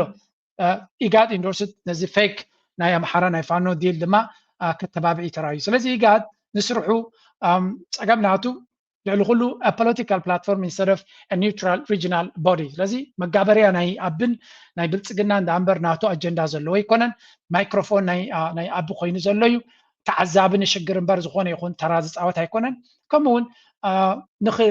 ውፅኢት ንከምፅእ ድማ ድልውነት ዘለዎ ትካል ኣይኮነን ስለዚ ኤርትራ ካብዚ ምውፃእ ንካልእ መጋበርያ ንዝኸውን ዘሎ ኣባሉ ኮይና ሌጂቲሜሲ ወይ እውን ደገፍ ናቱ ክትህብ ቅቡል ስለ ዘይኮነ ኤርትራ ካብ ወፂኣ ኣላ ማለት እዩ ኤርትራ ነዚ ክትገብር ከላ ብዩኤን ኣብ ትድገፈሉ ዘላ ግዜ ብምዃኑ ድማ ኣገዳስነት ይገብሮ ኢጋድ ድማ ካብዚ ነንየው ናበይ ገፁ ክቕፅል እዩ ንግዜ ንገድፎ እዩ ሕጂ ናብ ካልእ ዜና ክንሰግር ኢና Straight out of a military playbook, the US has seized a large oil tanker right off the coast of Venezuela, and the way it happened has stunned the region. Before we get into the details, listen to what US President Donald Trump has said. As you probably know, we've just seized a tanker on the coast of Venezuela, large tanker, very large. Largest one ever seized, actually. So what is... እንታይና ንሰምዕ ዘለና ዶናልድ ትራምፕ ናይ ሓደ ሃገር ታንከር ብግልፂ ኣብ ኖርማል መዓልቲ መፅዩ ጨውይ ከም ዝወሰዳ ትሪእዋ ዘለኹም እዛ መርከብ እዚኣ ኮማንዶናት ወሪዶም ወሲዶማ ማለት እዩ እንታይ ማለት እዩ እዚ ሕጊ የለን ድዩ ነው ሕግታት ዝበሃል ሎሚ ግዜኡ ዝሓለፈ እዩ ድሌትካ ምግባር እዩ ዘሎ ሎም ሓይሊ እንተለካ ድሌትካ ኢኻ ትገብር ናብ ቬኔዙዌላ ሲ እንታይ እዮም ዝደልዩ ዘለዉ ዝብል ሓንቲ ቪድዮ ድማ ተሰሪሓላ is insisting that the main reason he's interested in Venezuela, the main reason the US is kind of looking at tankers off the coast of Venezuela comes back to drugs, the trade, the smuggling of illegal drugs out of Venezuela. But what if it's not just that? Maybe there's something else going on. What if it's partly about oil? Now, ስለዚህ ቬኔዙዌላ ክንከይድ ከለና ናይ ሓሽሽ ካብታ ሃገር ይመፀና ስለ ዘሎ እዩ ዝብል ስነ መጎትዩ ኣብ ዶናልድ ትራምፕን ናቱ ኣዳኸርትን ዝጥቀምሉ ዘለው እንተኾነ ንሱ ይኮነን ቀንዲ ፀገም ነዳዲ ኣሜሪካ ብብዝሒ ኣለዋ ብዙሕ ድማ ትሸይጥ ኣላ ኣብዚ እዋን እዚ ከም ትሪእዎ ዘለኹም ኣብቲ ዕዳጋ ናይ ነዳዲ ኣሜሪካ even need anyone else's oil ማለት ብዙሕ ኣለዋ ልዕሊ ስዑድ ዓረብያ ትሸይጥ ዘላ ኣብዚ እዋን እዚ ግን there is a problem ናይ ቬኔዙዌላ ትደልዮም ዘላ ምክንያት ኣለዋ ተፈላለየ ዓይነት ነዳዲ ዘሎ ከም ትሪእዎ ዘለኹም እቲ ዓይነት ነዳዲ ሄቪ ዝብል ዘሎ ትፀሊም ትሪእዎ ኣለኹም ንሱ ኣዝያ ኣገዳሲ እዩ ኣሜሪካ ድማ ንዑያ ትደሊ ዘላ የብላ ናብ ዓዳ እዚ ነገር እዚ ድማ ኣበይ ዝርከብ ኣብ ቬኔዙዌላ ይዝርከብ ወይ ኣብ ካናዳ ይዝርከብ ዶናልድ ትራምፕ ንክልተ ሃገራት ታርጌት ገይሩ ክዛረብ ሰሚዕና ካናዳ መበል 51 ስቴት ክትከውን ኣለዋ ናይ ኣሜሪካ ክብል ከሎ ንቬኔዙዌላ ድማ ካብ መጀመሪኡ ክወርሳለኒ ኢሉ ክዛረብ ፀኒሑ ዕላማ ድማ ንፁር እዩ ኮይኑ እዚ ነዳዲ ናይ ቬኔዙዌላ ኣዝዩ ኣገዳሲ ንዓታቶ ስለዚ ምክንያት ስለ ዝሰኣንዮም ናይ ከም ትሪእዎ ዘለኹም ኣሜሪካ ዋላ ነዳዲ ተውፅእ እንተላ እዚ ፀሊም ትሪእዎ ኣለኹም ንዓበየ ዝኸይ ዘሎ ብዙሕ ትገዝእ ኣላ ስቲል ስለዚ ነዚ ትገዝኡ ዘላ ንቬኔዙዌላ እንተወሪዶማ ዝበዝሐ ከምዚ ዓይነት ነዳዲ ዘለዋ ቬኔዙዌላ ስለ ዝኾነት ነቲ ሃብትቲ ብጥርሑ ክወስድዎ ይኽእሉ ቬኔዙዌላ ድማ ናይ ብሓቂ ኣብ ዘሕዝን ኩነታት እያ ወሪዳ ደላ ብካልእ ኣዘራርባ ኣብ ኖቤል ፕራይስ መን ተሸሊሙ ትዝክሩ ዶ ኖቤል ፕራይስ ናይ ቬኔዙዌላ መራሒት ክትከውን መጋበርያ ናይ ኣሜሪካ ክትከውን ዝተመረፀት ንዓዓ እዮም ኖቤል ፕራይስ ሂቦማ ናይ 2015 ዶናልድ ትራምፕ መንጢሎም ዶናልድ ትራምፕ ድማ ውይ ምባለ ነይሩ ግን ንሳ ስለ ዝኾነት ሸለል ኢልዎ ለምንታይ ንዓመታት ትቦነ ንዓይዳ ንዓመታት ናይ 2026 ካብ ሕጂ ንዶናልድ ትራምፕ ዋላ ኣይ ቲንክ ትዕለት ተቀይርዎ እዮም ባህላ ያኔ መጀመርያ ክሳብ ሽዑ መዐገሲ ኢሎም ናይ ፊፋ ፒስ ፕራይስ ኢሎም ሂቦም ኣለዉ ክሳብ ሽዑ ከይሓርቕ ኣብ መንጎ ናይ ትመፅእ ዘላ ዓመት ግን ወርሒ ኣይደነ ወርሒ 8 ድዋሃብ እንድሕር ኮይኑ ወርሒ 2 ክቀይርዎ ክእሉ እዮም ምንታን ዶናልድ ትራምፕ ቀልጢፎም ንኽብዎ እዚ ከዓ ንሪኦ ዘለና ቬኔዙዌላ እቲ ሃብቲ ነዚ ንምውሳድ ዝግበር ዘሎ ምዃኑ ኣብዚያ ተጠንቂቑ ዝገልፃ ምክንያቱ ይፈሪ ንኣሜሪካ ምንቃፍ ወላ እኳ ናፃ ሓሳብካ ምግላፅ ገለ ዝብል ዘረባ እንተለዎም ኣይገልፁን እዮም ቻርት ናቱ ግን ባዕሉ ስለ ዝዛረብ ንእሽተይ ጥራይ ከስማዓኩም since right now Canada has gone from 15% of all of the US imports of oil to 61% and Venezuela is basically next to nothing but here's what's tantalizing and here's the reason I think خلاص ዘራርባ ካናዳ ኣብዚ እዋን እዚ ካብ 2016 ወይ 18 ምስ ቬኔዙዌላ ኣሜሪካ ግርጭት ካብቲ ጅምር ትዝክርዎ እንድሕር ኮይንኩም ካብቲ ግዜቲ ወላ እውን ካብ 2006 ጀሚሩ ናይ ካናዳ ሞር ካናዳ ኤክስፖርት ትገብር ቬኔዙዌላ ንእሽተይ ትገብር ነይራ ስለዚ ኣብ ቬኔዙዌላ ኣብ ካናዳ ክፅጉዑ ይደልዩ ስለ ዘየለው ምስ ካናዳ ይረዳዳ ስለ ዘየለ ዶናልድ ትራምፕ ነቲ ካብ ካናዳ ዝወስዶ ዘሎ ገዲፉ ንቬኔዙዌላ ወሪሩ ብኡ ክትክኦ እዩ ዝደሊ ዘሎ ናይ ብሓቂ ዝሕዝን ገይም እዩ ግን ያ again ከም ትሪእዎ ዘለኹም who has the most oil in the ground ዝበዝሐ ነዳዲ ዘለዎ እንትሪኢኹም በዓል ሊብያ ኣሜሪካ ረእይዎም ኣለዋ እዩ ግን ብዙሕ ኣይኮነን ስዑዲ ረእይዎ እቲ ብሚልዮናት ክሩድ ኦይል ኣነ ትበዕቀን እንታይ እዩ ግን ስዑድ ዓረብ ኣፀቢቑ ብዙሕ ሃብቲ ከም ዘለዎ እዩ ዝነበረ ኢራን ረእይዎ ብዙሕ እዩ ዘለዎ ከም ኢራቅ ካናዳ ገለ ካብቶም ኢማራት እውን ኣለዋ ኩዌት ቀዳማይ ዝበዝሐ ዘለዎ ነዚ ብፍላይ ነዚ ክቡር ነዳዲ ግን ቬኔዙዌላ እዩ ስለዚ ንቬኔዙዌላ ምውራር ማለት እቲ ዝበዝሐ ነዳዲ ናይ ዓለምና ምውሳድ እዩ ሓንቲ ላ ልዕልዮም ዘለዋ ምናልባት ክውስኸልኩም እዩ ካብኦም ዘለዋ ራሽያ እያ ዘላ ልዕልዮም ዘለዋ ንራሽያ ግን ኣይዶነ ስለንታይ ኣብቲ ኖ ራሽያ የብላን ብሓፈሻ ከም ትሪእዎ ዘለኹም ቬኔዙዌላ ዝበዝሐ ሪዘርቭ ናይ ነዳዲ ዘለዋ እያ ነዚ ሃብቲ እዚ ንክትወስድ ድማ እዩ እቲ ዝግበር ዘሎ ገይም ኢትስ ቨሪ ክሊር ናው ንምንታይ ቬኔዙዌላ ትውረር ከም ዘላ ኢና ንርኢ ዘለና ካብዚ ቀፂልና ዶናልድ ትራምፕ ንቬኔዙዌላ ጥራይ ኣይኮነን ክወርር ዝደሊ ዘሎ ካልእ ፕላናት እውን ኣለዎ ብፍላይ ናብ ኤውሮፓ ኣንቂድዎ ዘሎ ኩነታት ንርኢ ኣብዚ እንታይ ጀሚሩ ኣሎ to leaked documents. The plan is to make Europe great again. Mega. Joining us live now, News Corp's Europe correspondent, Sky News contributor Sophie Ellsworth. Good to see you, Sophie. Good evening your time. So just elaborate on these leaked documents. Can you explain? Well, US President Donald Trump wants to pull 4 countries from the European Union. That's according to leaked documents. ዶናልድ ትራምፕ እንታይ ይገብር ኣሎ ተባሂሉ መስለኩም ዶናልድ ትራምፕ 4 ሃገራት ካብ ኔቶ ከውፀን ይፀር ከም ዘሎ ተገሊጹ ካብ ኤውሮጳ ሕብረት ንኤውሮጳ ሕብረት ብወቅዕ ከፍርሶ ከም ዝደሊ ዘሎ ሓድሽ ሓበሬታ ሓድሽ ምስጢራዊ ዶኩመንት ዝወፀ ገሊጹ እዚ ድማ ጣልያን ፖላንድ ሃንጋሪ ኣውስትሪያ 4 ብየማናይ ክንፊ ፖለቲካ ዝምራሓ 4 ካብ ኤውሮጳዊ ሕብረት ንኽወፃእ ይደፍእ ከም ዘሎ ተገሊጹ። This is incredible. ኤውሮጳዊ ሕብረት እንታይ ይጽበዮ ከም ዘሎ ኣብዚ ክትፈልጥ ኤውሮጳዊ ሕብረት ንምስባርን ንምውዳቕን እዚ ሰብ እዚ ጠቕላላ አንቂዱ ተበጊሱ ከም ዘሎ ኢና መጀመርያ እንታይ ኢልና ንጂ7 አይደልን እዩ ክትከኦ እዩ ካልኣይ ካብ ኔቶ ኢዱ ክስሕብ ከም ዝኾነ ይንገር ኣሎ ትዝገደደ ድማ ንዑ ገይሩ እንተዘለኳ ጽቡቕ እዩ ንኤውሮጳዊ ሕብረት ከፍርሶ ኣባላት ሃገራት ጣልያን ፖላንድ ሃንጋሪ ከምኡ ድማ አውስትሪያ ጥቁዮም ንዶናልድ ትራምፕ ዚኣቶም ስለዚ ምናልባት ኢታሊ አይዶን ነምበር ሃንጋሪ ድሕሪ ዶናልድ ትራምፕ ሽፋን ድህቦ ኮይኑ ካብ ኤውሮጳዊ ሕብረት ክገብሮ ዝኽእል ኮይኑ ይስምዓኒ ፖላንድ ድማ ምስ ኣሜሪካ ብዙሕ ሽርክነት እዩ ዘለዎም ኣብ ኤውሮጳዊ ሕብረት ድማ ጽቡቕ ቦታ ኣለዎም ግን ብዙሕ ብሰሓብ እውን ኣለዎም ስለዚ ሕልፍ ሓሊፍዎ ነቲ ኤውሮጳዊ ሕብረት ንኽብትኖ አንቂዱ ተበጊሱ ከም ዘሎ እዩ ዝንገር ዘሎ እዚ ድማ again ስቑኢልካ ካብ ተራ ዝወፀ ዘይኮነ leaked document show US wants to pull 4 countries out of the EU እዚ ኤውሮጳ ኣብዚ ዋን እዚ I don't know እንታይ ምርጫ ይጽበየም ኣሎ ወላ ሓንቲ ንፈልጦ ነገር የብልናን አንጻር ዶናልድ ትራምፕ እንታይ እዮም ክገብሩ ዝኽእሉ እዚ ሜክ ዩሮፕ ሜጋ ኃይል ፀውዒዎ ኣሎ እዚ ማለት ነቲ ማጋ ናይ ኣሜሪካ ዝነበረ ኣብዚ ድማ ሜክ Europe great again ብዝብል ስትራቴጂ aligning them too closely with Washington. White House response officials vehemently denied the existence of ቶም ሓለፍቲ በብዛሓት ነዚ ኣይተቐበልዎን ዘየለዩ ብምባል ተዛሪቦም ግን እታ አካይዳ ግን ካብኡ ዝፍለቅ ከም ዘይኮነት ንሪዮ ዘለና ድሮ ኤውሮጳውያን activists media personality መልሲ ክቡ ጀሚሮም ኣለዉ ነዚ አካይዳ እዚ ምክንያቱ ያ እቲ አንፈት ናብኡ ዝኸይድ ስለ ዝኾነ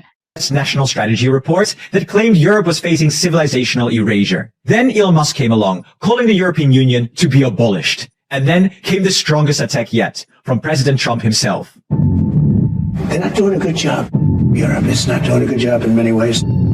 Most European nations, they're decaying. So come three word ኣለኹም ኤውሮጳውያን እዚ ጉዳይ እዚ ኣሜሪካ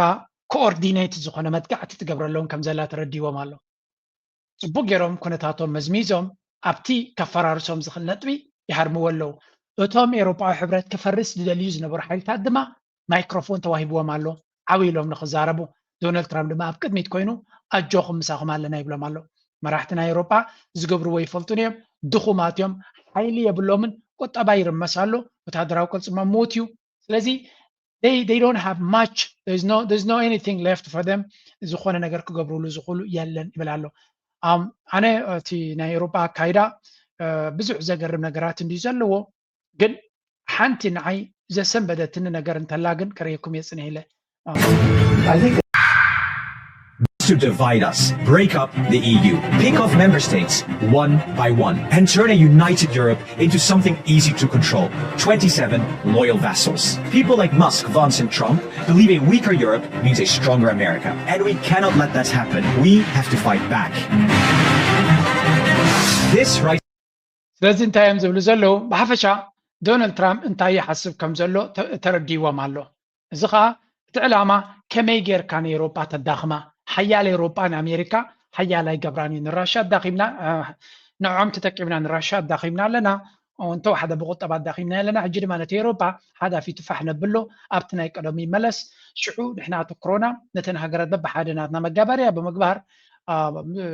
ናብ ቻይና ዲ ናብ ካልእ ንጥምቶ ዘለና ናብኡ ከነተኩር ንኽእል ዝብል ኣካይዳ ኢና ንርኢ ዘለና ከም ንሪኦ ዘለና again it's just incredible እቲ game ዝግበር ዘሎ ማንም ሰብ ክግምቶ ዘይክእል ኩነታት ኣይኮና ንርኢ ዘለና ደይ መደይሉ ነቲ ኩነታት ናይ ኤውሮጳ መዝሚዙ ዝሃርሞም ዘሎ እዩ The United States. When one side is this big, it can influence, pressure, and sometimes even bully. Would Italy alone really take on big tech with major fines or strict regulation? Probably not. And remember, there are 26 more countries in the European Union, just like Italy. All great nations, no doubt, with their own strengths, but none of ስለዚ እንታይ ፕላን ናይ ዶናልድ ትራምፕ እዮም ዝብሉ ዘለዉ እዚአን የንተን ሃገራት ናይ ኤውሮጳ ሕብረት ሓንቲ ሃገር ምስ ዶናልድ ትራምፕ ክትወዳደር ኣይትኽእልን ንኣብነት ቀንዲ ንዶናልድ ትራምፕ መን ይዝውረሉ ኣብዚ እቶም ቴክ ቲታንስ ዝበሃሉ ናይ ኣፕል በሎ ናይ ቴስላ ኢሎን ማስክ በሎ ናይ ፌስቡክ ማርክ ዛከርበርግ በሎ ናይ ጉግል በሎም ናይቶም ኩሎም ናይ ቴክኖሎጂ ዓበይቲ ካምፓኒታት ንሳቶም ድማ ምስ ኤውሮጳ ዓብ ችግር ኣለዎ ኤውሮጳ ድማ ስጉምቲ ክወስድ ደልሎ ኤውሮፓ ሕብረት ከም ዓቢ ብሎክ ስለ ዝኾነ ካብ ዕዳጋ ብሎክ ተገይርዎም ወላ ሓንቲ ክገብሩ ይክእሉን እዮም ክርመሱ እዮም ተዲቕምሎም ስለዚ እንታይ ገብሩሎም እዚ ኤውሮፓ ሕብረት ድማ ሕጊ ከተኣታቱ ስለ ዝኽእል ፋሕ ከነብሎ ኣለና ጥልያን ንበይና ሓፍኮፍ እንድሕር ኢላ ብሳንክሽንን ብካልን ጌርና ክንርምሳ ንኽእል ኢና ኤውሮፓ ሕብረት ግን ንሕና እንተኣጊድናዮ ንሱን ክግደና ይኽእል እዩ ስለዚ ኣሜሪካ ድማ ትቀንዲ ዝኸስብ ሴክተር ናቶ ቴክኖሎጂ እዩ ካብ ኤውሮፓ ድማ ዝኸስብ ምክንያቱ ኣብ ኤውሮፓ መወዳድርቲ ስለ ዘይብሎ 400 ሚሊዮን ዲ ወላ 500 ሚሊዮን ዝኾኑ ህዝቢ ኤውሮፓ ዝኾኑ ናይ ሶሻል ሚድያ ካምፓኒ የብሉ ጉግል የብሉ ፌስቡክ የብሉ ገለ የብሉ ስለዚ ብሙሉእ ኣሜሪካ ትግሕጦ ዘላ ሃብቲ ኣሜሪካ መክሰብ ቀንዳዊ ዘሎ ስለዚ ነዚ ጉዳይ እዚ ሕግታት ኣተኣታትዩ ኤውሮፓ መክሰቡ ክገብር ተጀሚሩ ንኣሜሪካ ሽክር ስለ ዝኾነ ነዚ ብሎክ እዚ ፋሕ ነብሎ እንተዘየለ ድማ ነዳኽሞ ብዝተኻለ መጠን ነዳኽሞ ድሕሪኡ ተን ሃገራት ባዕለን እውን ክገድፋ ከም ዝኽእላ ክንገብሮ ኣለና ዝብል እዩ ስለዚ እቲ ገይም ናቶም ክሳብ ክንደይ ኣብዚ ቻነል ኣለኹም ከምኡ ትብሉ ነዚያ ዘረኣኻና ዞ ትብሉ ኣለኹም ምክንያቱ ኣሜሪካን ኤውሮፓን ተሓባቢረን ነዚ ዓለም ዝገደፋላ የብለን ንኤርትራ ድማ ዝገደፉላ የብሎምን ኣብ መንጎኦም ዘሎ ኩናት ድማ እቲ ዝበርትዕ ኩናት እዩ ዘሎ ዶናልድ ትራምፕ ካብ ማንም ሃገር ዝለዓለ ንዓታቶም እዩ ታርጌት ዝገብር ዘሎ ወላ ሓደ ንካልእ ታርጌት ገይሩ ክሓርሞ ዝፍትን ነገር የለን ኣብ ዝሓለፈ እውን ኣርእየኩም ነይረ እንታይ ሓሲቡ ከም ዘሎ ንኤውሮፓ ክጉሕፎም ጠቕላላ ምሶም ዝግበር ውፅኢት ስለ ዘይብሉ ናይ መን ኢኻ ትብሎ እተን G7 ዝበሃላ ዝነበራ ሃገራት ገዲፉ C5 ብዝብል ክትክኦ መደብ ከም ዘለዎ ዝተገልጸ እዩ እንታይ እዩ ኣሜሪካ ጃፓን ህንዲ ቻይና ራሽያ ገይሩ ክትክኦ ይደሊ ከም ዘሎ እዚኻ ኤውሮፓ ኣብ ጠቕላላ ኣብታ ኣገዳሲ ጣውላ ቦታ ከም ዘይህልዋ ናብ ኢረለቫንስ ንክኸይድ ከም ዘለዎ እዚ ድማ እንታይ ክገብሮ እዩ ንኤውሮፓ ከምዚ ጣውላ ክኣትወሉ ዘይክእል መንገዲ ምስ ተፈጠረ ንኣብነት ጀርመን ኣነ ወፂአ ካብ ጃፓን ዝዓቢ ቁጠባ ስለ ዘለኒ ኣብዚ ኩርሲ እዚ ክኣቱ ኣለኒ ክትብል ትኽእል ኣብዚ ዓብይ ናይ ዲሲሽን ሜኪንግ ኩርሲ ክትኣቱ እንድሕር ኮንኪ ካብ ኤውሮፓ ውፅእ ዝብል ዘረባ ክመፅእ ይኽእል ስለዚ ከመይ ጌርካ ንኤውሮፓ ሲስተማቲካሊ ኢረለቫንት ትገብሮ ጥቕሚ ዘይብሉ ኦርጋናይዜሽን ትገብሮ እዩ ኮይኑ ዘሎ ትገይ እዚ ዋሽንግተን ኣንቂዱ ተበጊሱ ከም ዘሎን ወላ እዚአን ኣብዚ ዘለዋ ዝብልዎን ዘለው ብዓብዩ ኒኩለራውያን ሃገራት እየን እዚአን እንተ ኒኩለር ዘለወን ብጀካ ጃፓን ገዲፍካ ናይ ቻይናን ራሽያን እቶም ዝዓበዩ ኒኩለራውያን ሃገራት ኣሜሪካ ህንዲ እውን ኒኩለራዊ ሃገር እዩ ጃፓን ጥራይ ኒኩለር ዘይብሉ ግን ብቁጠባ ድማ ሳልሳይ ዝዓበየ ቁጠባ ናይ ዓለምና ስለ ዝኾነ ወይ ራብዓይ ስለ ዝኾነ ኣይትዮም ኣሎ እቶም ተሪፎም ዘሎ ኒኩለራውያን ሃገራት ዝበሃሉ መን ኢኻ ትብሎ እዚ ፈረንሳን ዓዲ እንግሊዝን እዮም ንሳቶም ከዓ ታሕቲዮም ገዲፎም እዮም ካብቲ ቴክኖሎጂ ዳርጋ ተዳኺሞም ዘለዉ እዮም ወታደራዊ ዓቕሚ እዚኣቶም ግን ነይርዎም ጥራይ ዘይኮነስ ሕጂ እውን ኣክቲቭ ዝኾነ ወታደራዊ ባጀት ዘለዎም ሓያል ዝኾነ ወታደራዊ ቅልፅም ዝሃንፁ ዘለዉ ሃገራት ስለ ዝኾኑ ብዛዕባ ናይ ዓለም ሴኪሪቲ ክትዛረብ ኮይንካ ምዚኣቶም ኢኻ ክዛረብ ዘለካ ምስ ኤውሮፓ ተዛሪብካ ክትፈትሖ ትኽእል ችግር ስለዘየለ እዚ እቲ ኩነታት ኮይኑ ኤውሮፓ ነዚ ነገር ሪኦም ናቶም መንገዲ ናቶም ኣንፈት ናቶም ዳይሬክሽን ክገብሩ ዶ ትፅበዮም ኣሜሪካ ከምዚ ትግትሮም ኣላ ምስ ቻይና ሰፕሬት ዝኾነ ስትራቴጂ ክገብሩ ዶ ትፅበዮም ወይ እንታይ ገብሩ ኣለዉ እስከሳቶም ብፍፅም እኮ እዮም ኣነስ እምበርዶ ትጥዕናና እምበርዶ ትርእስናቶም ስትክክል እውን ይሰርሕ እዩ የጠራጥረኒ ኤውሮፓ ሕብረት ለንቀነ ንቻይና ከሲሶም ኣሎ ብምንታይ ብሂማን ራይትስ እንታይ መንክሳት ካረገፀካ ብዛዕባ ሂማን ራይትስ ንቻይና ክትከስር why don't you focus for once ኣብቲ ናትካ ሽግር ስለምንታይ ጉዳዮም ኣቐዲሞም ዘይሰርሑ ኣነ ዘን ክልተ ኣነስ ነዛ ኮንቲነንት እንተደየጥፊናያሲ ክነብር ኣይኮናን ኢለን ዝመሓላየን ዝመስላ ንቻይና ምስ ኣሜሪካ ኣብ ከምዚ ዓይነት ሽግራት ኢኻ ከለኻ ብውሕዱ ክትገብሮ ትኽእል ኣፍካ መሓዝ እዩ ፀገም ዘይምፍጣር ኣፍካ ከናፍርካ ዓፂኻ ትሚኢልካ ኣብታ ሽግርካ ክትፈትሕ ትፍትን ያቶም ግን ብግልፂ ንቻይና ክፀርፉ ጀሚሮም ሂማን ራይትስ ቫዮሌሽን ኣለዎም ዝበለቶም ቻይና ድማ ትምህርዎ ሰብ የብልኩምን ኪዱ ነቲ ዝቕህም ዘሎ ቁጠባኹም ከምኡ ድማ ንባዕልኩም ኣሜሪካ እንታይ ዳ ትብለኩም ደላ ኢላቶም ናፃ ሓሳብ ዘይገልፅ ንሚድያ ዝዕፍን ሴንሰርሺፕ ዘተኣታቱ ፀረ እስላም ዝኾነ ፖለቲካ እናዓብለሎ ዝኸይድ ዘሎ ፀረ ዓሌታውነትን ፀረ ሃይማኖትን ፖለቲካ እናዓብለሎ ዝኸይድ ዘሎ ኮንቲነንት ሒዝኩም መንክሳትኩም ምስ ረገፀኩም ይኹን ንመን ኢኹም ክትምህርዎ ትፍትኑ ዘለኹም እቲ ስኻትኩም ትነቕፍዎ ዘለኹም ሕብረተሰብ ናይ ቻይና ዝምዕብል ዘሎ እዩ ሽንጃንግ ዝበሃል እቶም ኣስላም ተጨቂኖም ትብልዎም ዘለኹም ኢንፍራስትራክቸር ንስኻትኩም ናብ ዓድኹም ዘይትሰርሕዎ ዘለኹም ይስራሓሉ ዘሎ ብምባል ከቢድ ዝኾነ መልሲ ይቦሞም ስለዚ ኤውሮፓውያን ስትራቴጂ የለን ትብለኩም እዚ ምስ ኣሜሪካ ትባስ ተለኻ ምስ ኣሜሪካ ወይ ትፋታት ትተፋነን ተለኻ ምስ ካልኦትን ክትብል ኣለካ ኣትሊስት ልክ ኤሮፓ ሕብረት ናይ መንግስቲ ኃይል ኣብይ ኣሕመድ ነዚኦም ይዝኽተል ምስ ዝኽገብር ፀንዩ በዝኻ ይባስ በዝኻ ይተሃራረፍ በዝኻ ይፀራረፍ ስለዚ እዚ ኢንኮምፔተንት ዝኾነ ፖለቲካ ካይዳ ድማ ንፑቲን ትዝበለፀ ፀብለልትነት ከም ዘለዎ ገይርዎ ዶናልድ ትራምፕ ድማ ከም ዝትርእይዎ ዘለኹም በብ ዘርከበ ክድክሮም ጥራይ ዝውዕል ዘሎ ናይ መወዳእታ ኣነ ነዚያ በዚያ ጌርና ክንዓፅዎ ኢና ኣብ ምንታይ ተባይሶም ኣለዎ ኤሮፓን ኣሜሪካን ኣብ መወዳእታ ኢሎሞም ገንዘብ ናይ ራሽያ ንምስራቅ እቲ 300 ቢልዮን ናይ ኣሜሪካ ተወሲዱ ዝነበረ ገንዘብ ኤሮፓ ንብኡ ተጠቂሙ ንዩክሬን ክሃንፅ ደሊ ነይሩ ኣሜሪካ ድማ ክሰርቆ ደልያ ነቲ ገንዘብ It's a game, man. ኣሜሪካ ነቲ ገንዘብ ትወሲዳ ኣብ ዩክሬን ንኮርፖሬሽንስ ናይ ኣሜሪካ ክትጥቀመሉ ደልያ ንዩክሬን ንሃንፅ ኣለና ኢሎም ኮርፖሬሽንስ ናይ ኣሜሪካ ነቲ ገንዘብቲ ክወስድዎ ደልዮም ኤሮፓ ድማ ብሸበትበት ኢመርጀንሲ ፖሊሲ ተጠቂሞም እዚ ገንዘብ እዚ ብዘይፍቃድና ክወፅእ የብሉ ንብሉ ክልተ ሰረቕቲ ኣብ ምምቃል ይበኣሱ ክበሃል ኣብ ሪል ታይም ንርኢ ኣለና watch out እዚ ዘበና ኣትዎ ዘለና it's just incredible ብዙሕ ነገራት ይፍፀም ዘሎ ግን ድሓን ኣብ ግዚኡ ተፈላለየ ርእስና ኣምላክኩም ክንከይድ ኢና ብገንዘብ ናይ ራሽያ ኤሮፓን ኣሜሪካን ይባልዑ ከም ዘለዉ ዝንገር ዘሎ እንታይ ይበሃል ኮይኑ ተን ገንዘብ መን ይስረቀን መን ይቀንዲ ክረብሓለን ዘለዎ ክበሃል ይውዕሉ ኣለዉ and it's just incredible ዘለናዮ ግዜ ሕጂ ናብቲ ናይ ዞባና ክመልሰኩም እየ ንቐፅል አንድ ቀጣፊ የሆነ ሰው የአፋር ስብሰባ አዘጋጅቷል ይሄ አፋር ስብሰባ መጀመሪያ ሲያዘጋጅና እንትን ሲል የነበረ አንድ ፕሮፌሰር የካናዳ ፕሮፌሰር ነው ይሄ ፕሮፌሰር ግን ቅጥረኛ ነው የመረጃም ጋር አብሮ የሚሰራ ነው ምክንያቱም በዓለም ውስጥ ትልቁ የፖታሽ ኤክስፖርት የምታደርገው ካናዳ ነች የኤርትራ ፖታሽ ግን ኳሊቲው the best ዓለም ውስጥ ያለው ኳሊቲ ነው ካናዳ ትበሃል ሃገር ዶናልድ ትራምፕ ካብ ሃገር ናብ መበል 51 ስቴት ገብራየ ክብል ከሎ ክንሰምዕ ከለና ገሊኹም ኣብ ካናዳ ዘለኹም ተሓርቁ ትኾኑ ኢኹም ምምሕዳር ናይ ካናዳ ኣመሓደርቲ ናይ ካናዳ ሃገርካ ንምፍራስ ክንምንታይ ግደ ከም ተፃወቱ ትፈልጥ ዶ and do you know why ካናዳ በብዝሒ ኤርትራውያን ትወስድ have you ever thought about that it's because ፖታሽ ናይ ኤርትራ ትደልዩ ሃገር ንሰያ ፖታሽ ናይ ኤርትራ ትዛዓበየ ማዕድን ንቁጠባ ናይ ኤርትራ ንህዝቢ ኤርትራ ካብ ዘለዎ ኩነታት ናብ ዝበለፀ ከወስዶ ዝኽእል ፖታሽ እዩ ናይ ዓፋር ኬዝ ዝበሃል እዚ ናይ ዓፋር ንምንፃል ዝበሃል ከም ድራማ ዘተኣታተወቶ ካናዳያ ኦፊሻል ዝሰርሐትሉ ኤርትራውያን ተጓሕጉሖም ብፕሮሰስስ ንክወፁ ዝገበረት ሃገር በብዝሒ እንተኮይና ድማ ካናዳያ ካብ ማዓስከራትን ገለን ከም ዝገሓጥ ሰብ ዝገበረት ኣብ ካልእ እኮ ናይ ካናዳ ፕሮሰስ ሕልፍ ሓሊፉ ግሩፕ 5 ዶ ገለ ብግለሰባት ዶ ገለ ንህዝቢ ኤርትራ ንጓሕጉሕካ ንምውሳድ ዝመስል ሩይ ዝኾነ ኣካይዳ ኢና ንርኢ ነርና and then this is the reality now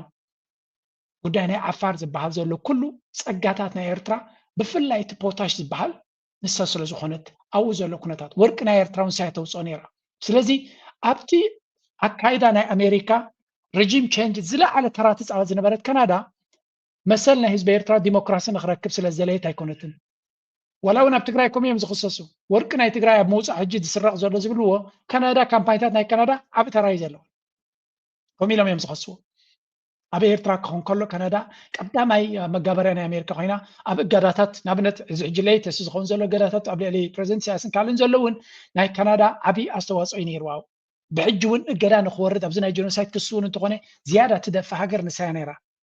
ስለምንታይ እንተልካ ድማ ፀጋታት ናይ ኤርትራ ንምዝማት ዓብ ኣጀንዳ ስለ ዝነበራ እዚ ኩሉ ናብ ኤርትራ ትገብረ ዝነበረ ድማ ዶናልድ ትራምፕ ገበል ኮይኑ መፅዩ ድከታ ያስቅባሉ ሕጂ ነዚ ሃገር እዚ ሕጂ ከመይ ጌርካ ትድንግፀላ እቲ እንኮን ካናዳ ንድንግፀላ ዘለና ኤርትራውያን ኣብኡ ስለ ዘለው እዩ ኤርትራውያን ኣሕዋትና ስድራ ቤትና ክጉድኡ ስለ ዘይንደሊ እምበር ካናዳ ስምዕዎ ፕሮፌሰር መሓመድ ሓሰን ኩሉ እዚ ናይ ዓፋር ድራማ ዝብልዎ ዘሎ ለንቀነ ኣብ ሕብረት ኣፍሪካ ገይሮሞ ዘለዉ ድራማ ድማ ስምዑ Up human rights case against Eritrea filed by Red CFR Group. The African Commission on Human and People's Rights, ACHPR, has formally taken up a landmark human rights case filed against the state of Eritrea by the Red CFR Democratic Organization, RESADO, marking a significant step in one of the Horn of Africa's most long-standing and sensitive rights disputes. ከምዚ ትሪእዎ ዘለኹም ኣብ ናይ ሕብረት ኣፍሪካ ሓደ ኬዝ ቆይምሎ እቲ ኬዝ ድማ ህዝብ ዓፋር ሲስተማቲካሊ ካብ ኤርትራ ከም ዝስደድን ከም ዝጭቆንን መሰሉ ከም ዝተጋሕሰን ስለዚ መሰል ናይ ርእሰ ውሳነ ክወሃቦ ከም ዘለዎ ዝመልክት ድፊት ንክግበር ብዛዕባ ሞት ናይ ሱዳናውያን ዘይግደስ ሕብረት አፍሪካ ብዛዕባ ኣብ አልፋሸር ዘጋጥም ዘሎ ዘይተዛረበ ኣብ ትግራይ ዘጋጠመ ኣብ ኣምሓራ ዘጋጠመ ወይ እውን ኣብ ኢትዮጵያ ዘጋጠመ ኣብ ኦሮሚያ ዘጋጥም ዘሎ ንኣብነት ናይ ትግራይ ንውሰድ ኣብ ትግራይ ብቪድዮ ዶኩመንት ገይሮም ዘሎ ካብ ኣብ ጀሚርካ ጀነራላቱ መራሕቲ ሃይማኖቱ ጋዜጠኛታቱ ኩላቶም ሓለፍቲ ኣብ ልዕሊ ትግራይ ጀኖሳይድ ንክፍፀም ተዛሪቦም እዮም ሰይጣውንቲ ህዝቢ ሰይጣን ዝኾነ ሕብረተሰብ ቡድን ሸይጣናዊ ትካል ገለ እናበሉ ኩሉ ዓይነት ኣፀያፊ ዘረባ ምንታ ናብ ርእቲ ህዝቢ ሕማቅ ንክፍፀም ተዛሪቦም እዮም ሓንቲ ጥቕሲ ወይ እውን ሓንቲ ዘረባ ካብ ኤርትራ ግን የብሎም ጋይዚ ጀኖሳይድ ክበሃል ተኮይኑ ኢንቴንሽን ክልሎ ኢንተንት ክልሎ ድሌት ወይ እውን ሓሳብ ከም ዝነበረካ ዝገልፅ ነገር ክልሎ ስለዚ ከም ንሪኦ ዘለና እዞም ሰባት እዚኣቶም እዞም ትካላት እዚኣቶም መጋበርያታት ጥራይ ዘይኮኑሲ ኣብ ልዕሊ ኤርትራ ደማውያን ፀላእቲ እውን ክንብሎም ንኽእል ኩላቶም ንጥፍኣት ናይ ኤርትራ ኩሉ ግዜ ምስ ተጓየዩ እዮም ኣብ ኤርትራ ዘሎ መንግስቲ ንህዝቢ ኤርትራ ንህዝቢ ዓፋር ብፍሉይ ይሃስዮ ኣሎ ኢለ ክዛረብ ኣይክእልን ዋይ ህዝቢ ኤርትራ ብምሉእ ደሴም ዓይነት በትሪ ተሃርሞ ኩሉ እቲ ኣብ ኤርትራ ዘሎ ፀገም ኣብ ኩሉ ማዕረ እዩ ምናልባት ኣብ ኤርትራ ዘሎ መንግስቲ ብዝደለካ ክትከሶ ትኽእል ኢኻ ንሓደ ህዝቢ ልዕሊ እቲ ሓደ ህዝቢ ገይሩ ብፍሉይ ኣረኣያ ናይ ኣብ ልዕሊ ህዝቢ ዘለዎ ግን ብከምዚ ክትከሶ ይትኽእል የስ ፀጋታት የብሉን ዝበዝሐ ህዝቢ እውን ብዙሕ ሓለፋታት ኣይተገበረሉን ክመሃር ዕድል ኣለዎ ኩሉ ሰብ ዕድል ኣለዎ ክብል ኣይክእልን ብፍላይ ዓፋር እቲ ደቡባዊ ቀይ ባሕሪ ምስ ዝርግሐና ቱሪኻ ንኩሉ ተዓድታት ትምህርቲ ፈጢሩሉ ወይ ንኩሉ ቁሸት ቤት ትምህርቲ ገይሩሉ ክብለካ ኣይክእልን ኤርትራ ድኻ ሃገር ምዃና ይትረስእ ሃብታም ሃገር እያ ግን ገና ማዕበለትን ኣላ ብዙሕ ዝጎድላ ኣለዋ ስለዚ ንኩሉ ዓፋር ኣብ ቅሸቱ ዓዲ ቤት ትምህርቲ ገይሩሉ ክብል ደፊረ ክዛረብ ኣይክእልኒ ብሓፈሻ ግን ኣብ ህዝቢ ዓፋር ካብ ህዝቢ ብለን ወይ እውን ካብ ህዝቢ ናራ ወይ እውን ካብ ህዝቢ ኩናማ ወይ እውን ካብ ህዝቢ ካልእ ብፍሉይ ዝበለ ሕማቅ ኣጀንዳ ብዘለዎ መንግስቲ ኣብ ልዕሊኦም ፍሉይ ነገር ይፍፅም ነይሩ ኢልካ ክትዛረብ ግን ከቢድ እዩ ምናልባት ከማን ካብ ካልእ ህዝቢ ኤርትራ ሜቢ ክንደይ ዓፋር ናብ ሳባ ምሳኹም ተዓሊሞም ኣነ ኣይዝክርኒ ራሻይዳ ሓደ ነይሩ ምሳይ ሓደ ራሻይዳ ኣብታ ናታይ ሓይሊ ነይሩ ዛሓት ኣይኮነም ግን ሓደ ራሻይዳ ምሳይ ኣብታ ኣነ ዝነበርኳ ነይሩ ኩሉ ብሄራት ብማዕረ ይሳተፍ ክትብል ኣይትኽእልን ኢኻ ምክንያቱ እቲ ቁፅርና ማዕረ ስለ ዘይኮነ ግን ዓፋር ክንምንታይ ናብቲ ኣብ ሃገር ዘሎ ሓደ ካብቲ ኣብ ኤርትራ ዝኸበደ ዝበሃል ሃገራዊ ኣገልግሎት እዩ ሳዋ እዩ ዝኸበደ ብድሆ ዝበሃል ኣብ ኤርትራ ስለዚ ክንምንታይ ብኡ ተፀልዮም ዓፋር ሕጂ ከም ብጭብጢ ክዛረበኩም ኣይክእልኒ እቲ ድራማ ግን ሃብትታት ፀጋታት ናይ ኤርትራ ንምዝማት ዝግበር ዝነበረ ከም ዝኾነ እዩ ዝነገርና ዘሎ ፕሮፌሰር መሐመድ ሓሰን 8 ሜትር በላይ አይደለም ወደብም አለው አጠገቡ ቅርብ ነው ባህር ጋር ይሄ እንዳይወጣ ዝኾነ ከም ትሪእዎ ዘለኹም ኣብዚ ከም ንሪኦ ዘለና ዌስተርን ፎከስ ድሪቨን ባይ ኤርትራስ ሃይ ኳሊቲ ሻሎ ፖታሽ ሪዘርቭስ ኒር ፖርትስ ናይ ኤርትራ ፖታሽ ኣብ ጥቃ ገማገም ባሕሪ ኣብ ቀረባ ዝርከብ ቀልጢፉ ንቁጠባ ኣበርክቶ ክገብር ዝኽእል መክሰብ ክትክዕበተሉ ዝኽእል ስለ ዝኾነ ነዚ ሃገር እዚኣ ብረጂም ቸንጅን ብካልን ገለኢልና ፋሕብትኒት ኢና ፀጋታት ክንግሕጦ ኣለና እዩ ነይሩ ከምኡ ድማ እቲ ናይ ዓፋር ኮንፈረንስ ክሪቲክ ዝበሃል ብናይ ደገ ሓይልታት ዝተደፍአ ካናዳዊ ፕሮፌሰር ምስለያዊ መርበባት ዝተሓሓዝ ዝደፍኦ ዝነበረ ከም ዝኾነ ጂኦፖለቲካል አጀንዳ ዓፋር ትሪያንግል ከምኡ እቲ ዓፋር ትሪያንግል ዝበሃል game ምዃኑ እሱ ድማ a concept is portrayed as manufactured by UAE and Israel to secure Red Sea control ዓፋር ትሪያንግል ዝበሃል ብኢማራትን ስዑድ ዓረብን ብኢማራትን እስራኤልን ዝተሃንደሰ ድራማ ንቀይሕ ባሕሪ ንምምንጣል ዝተገበረ አጀንዳ ምዃኑ እዩ ዝነግር ዘሎ this is pretty much መብዛሕቲ ግዜ ንግምቶ ነገር እዩ ልዕሊ ኩሉ ኢማራት ኣብቲ ዓፋር ተሪኹሞ ተምሪ ሙሳዶ ፌስቲቫል ናይ ኔቸር ዶ ገለ እናተባሃለ ድራማታት ክገብሩ ንሪኢና ኢንቨስትመንት ይገብርሎ ይበሃል እዩ ዕላማ ግን ናብ ኤርትራ ዘአንፈተ ምዃኑ ንማንም ዝጠፋ ኣይኮነን ታይሚንግ and warning reviewed now due to revived now due to the weakening regional alliances because warns youth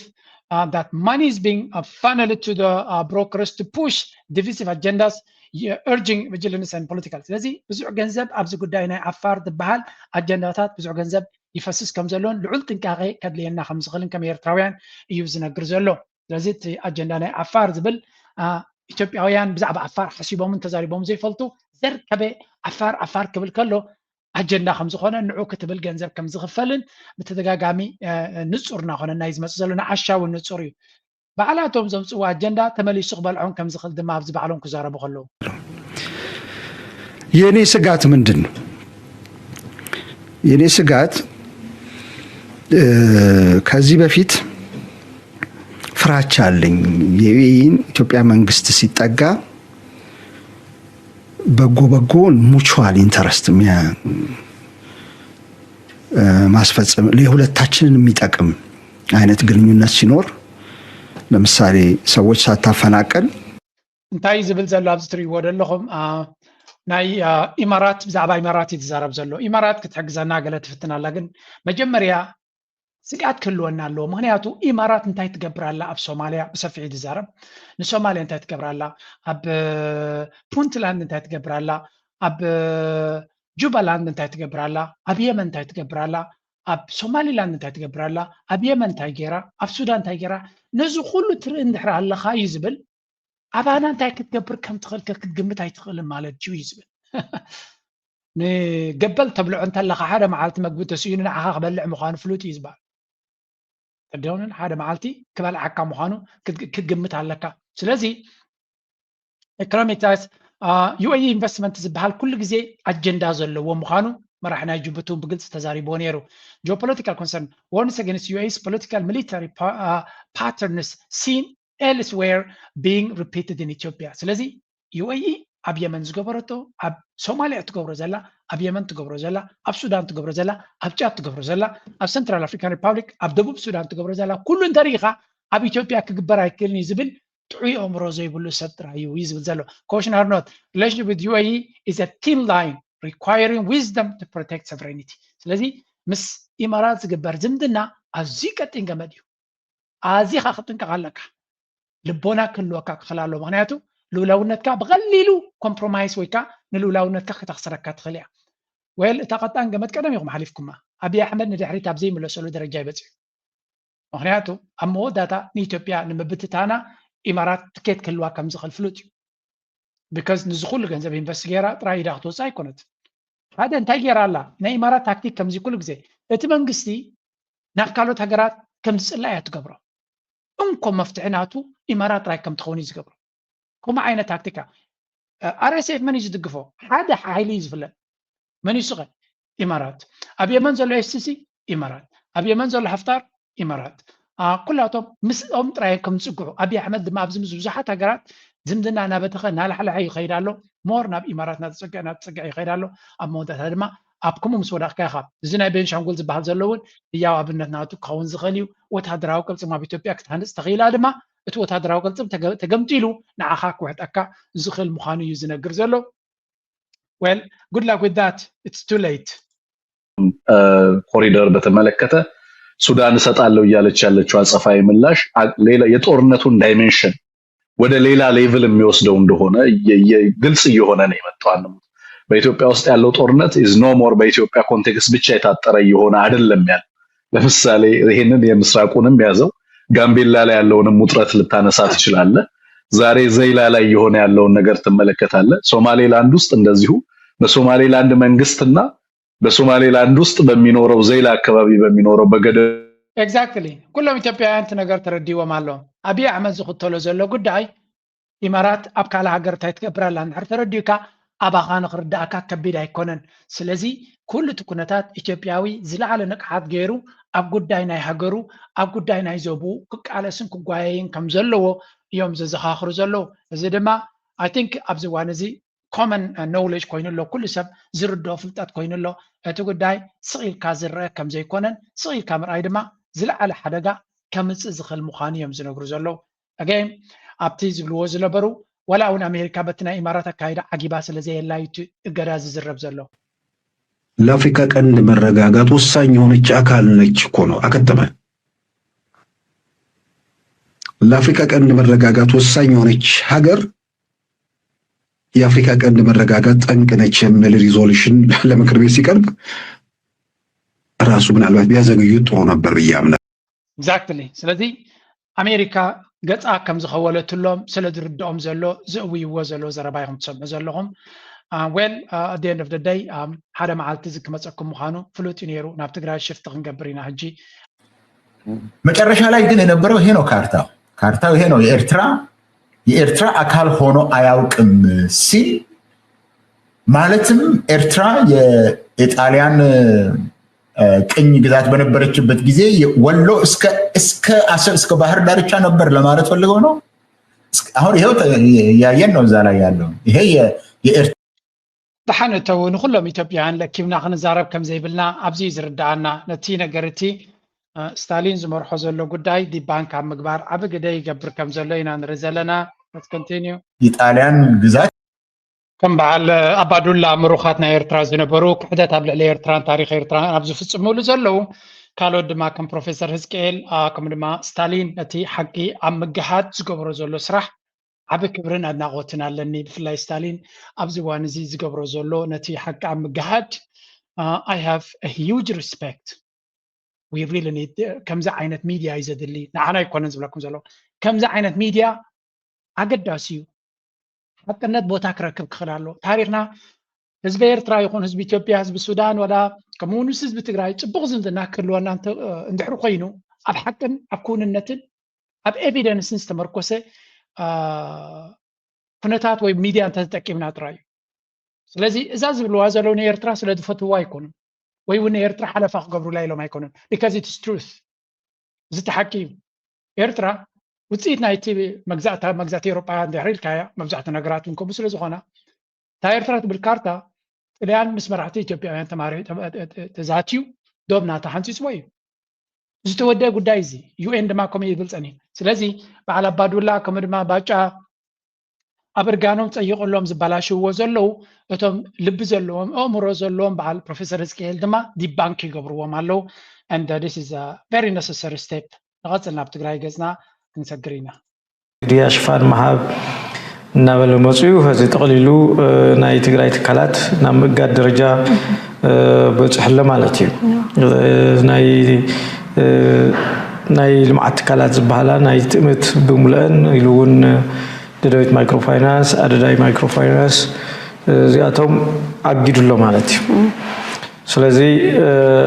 እቲ ርክብ እዚ እናሓርፈፎ ከይዱ መወዳእቱ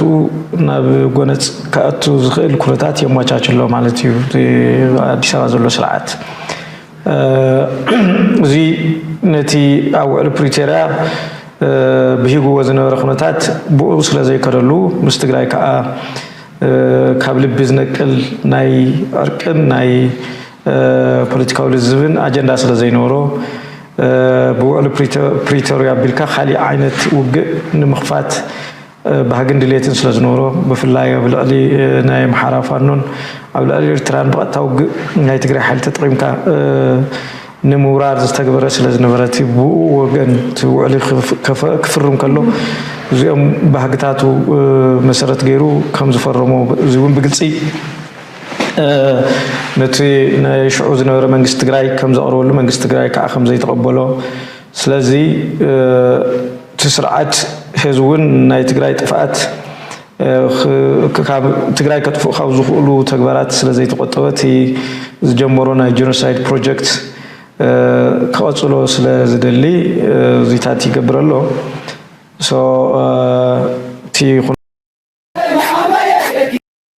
ጉዳይ ናይ ትግራይ ኣብ ከቢድ ደረጃ ከም ዘሎ እዩ ዝንገር። እዚኦም ኣብ ሓራ መሬት ኣምፂኦሞም ዘለው ሰባት ድማ ንከምኡ መጋበርያ ክጥቀሙ ከም ዝኾኑ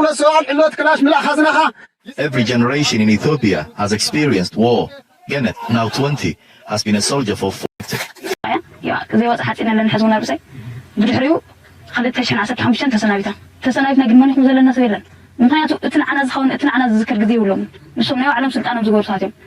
دحر كنت وقع تمليس شي ما يصوعني يسينا مخنياتو كله تسوي يا رخويا بتعمينا خسرنا بتعمي ግን ጋዝ خساره زمنهم زي مثلا حزونا وقع تعذبلو مرحتنا هايفن يا اهلنا بقى يا اهلنا نحن ناولي معت كنقسكس مبر تطيبعات ودي برد حنقيتك ብልፅግና እናከፈለካ ብጎቦ ኮፊል ካሲ ንሕና ናብ ሰላም ክምርሽ ከመይ ድዩ ሰላም ኮይኑ ዘሎ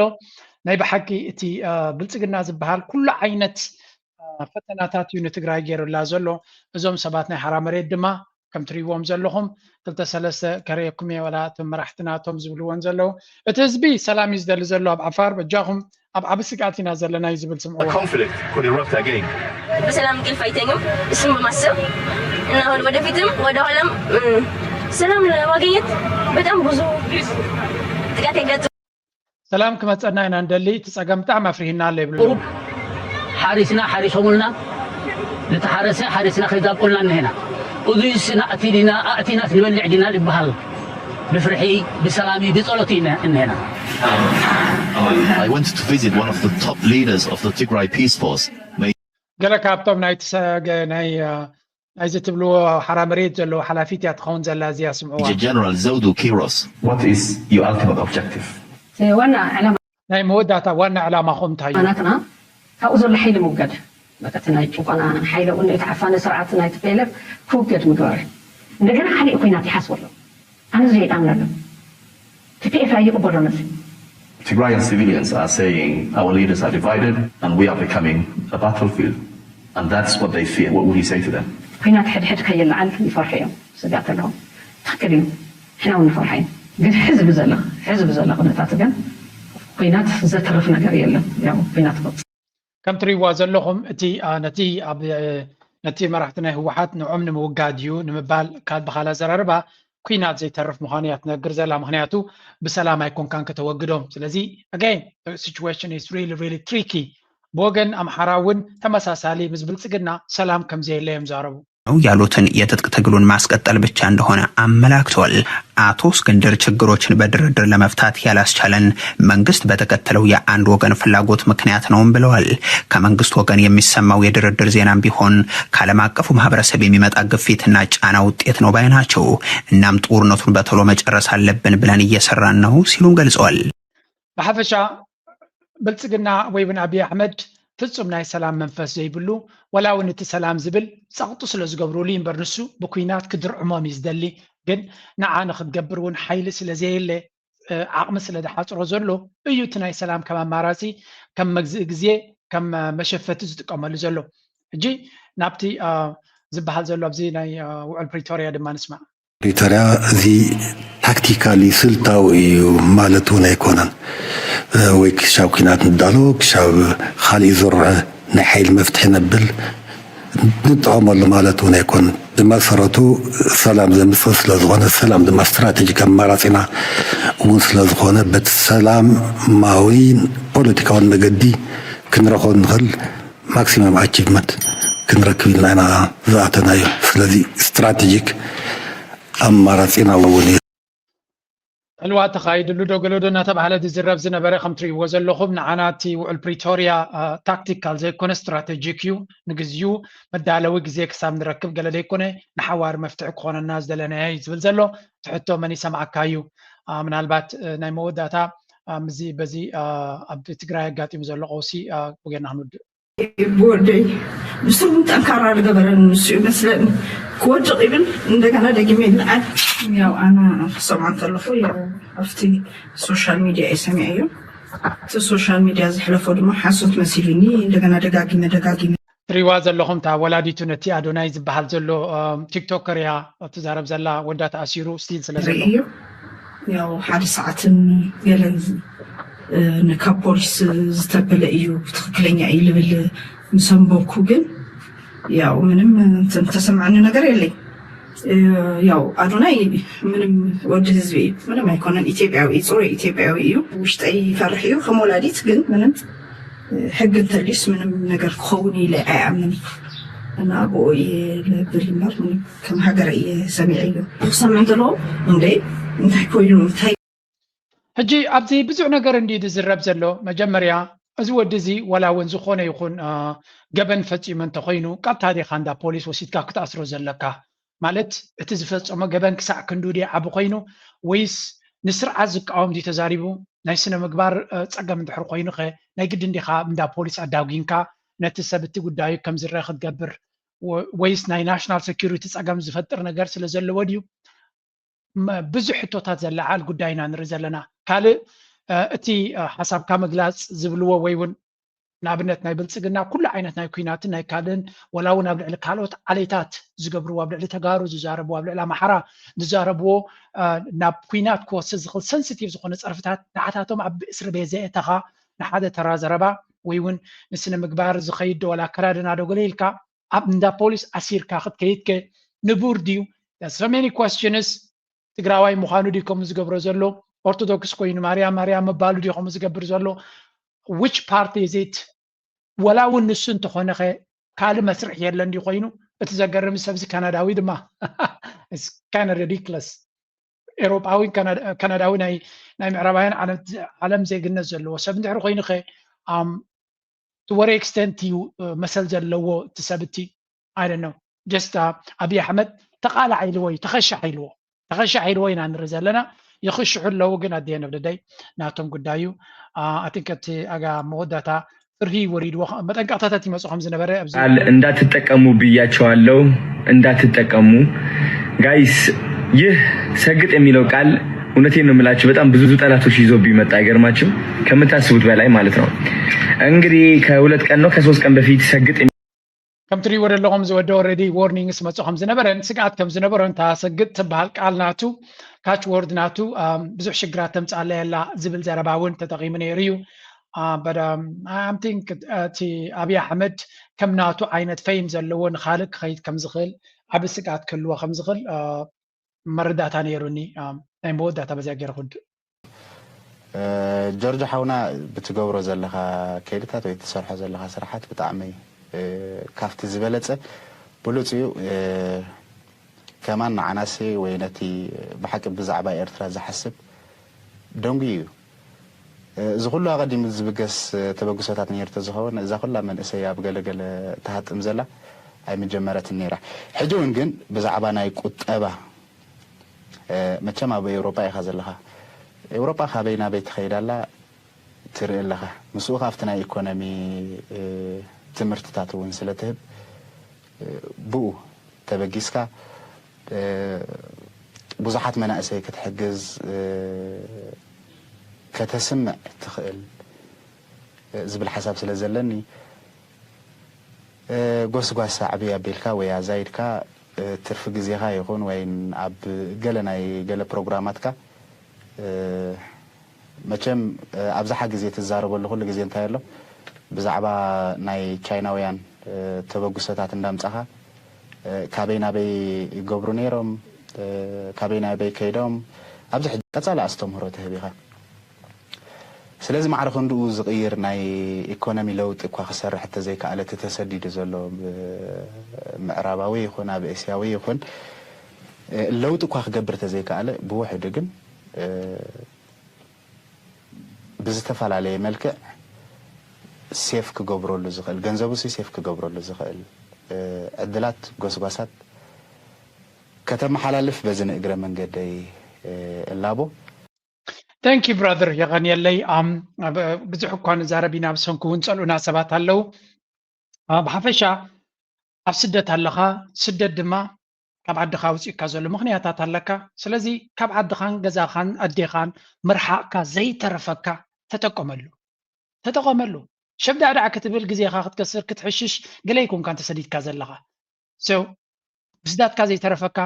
ካብ ዓድኻ ካብ ትፈትዎ ቦታታት ምርሓቕካ ዘይተረፈካ ተጠቀመሉ ፅባሕ ንጎ ናብ ዓድኻ ከድካ ከቢርካ ንነፍስኻ ንስድራኻ ንዓድኻ ንሃገርካ ትኾነሉ ትምህርቲ ገንዘብ ቁጠባ ክእለት ኣተሓሳስባ ሒዝካ ፅናሕ ኩሉ ግዜ ኢና ንብል ንዝሓውና ድማ ከም መዘኻኸሪ ገይርና የغنيለይ ቻሌንጅ ኣክሰፕትድ ክቕፅለሉ እየ ንስኻ እውን ቀፅለሉ ደግፍዎ ነዝሓውና ቻነሉ ኣብዚ ኣይሰደዱለይን እምበር ነታ ቻነሉ እውን ሰፖርት ግበርዎ ክብለኩም ይደሊ ታንክ ዩ ቨሪ ማች ናይ ሎም ኣርስታ ኣብዚ ክንውዲና ናትኩም ርእቶን ሓሳባትን ድማ ኣብ ታሕቲ ክንፅበይና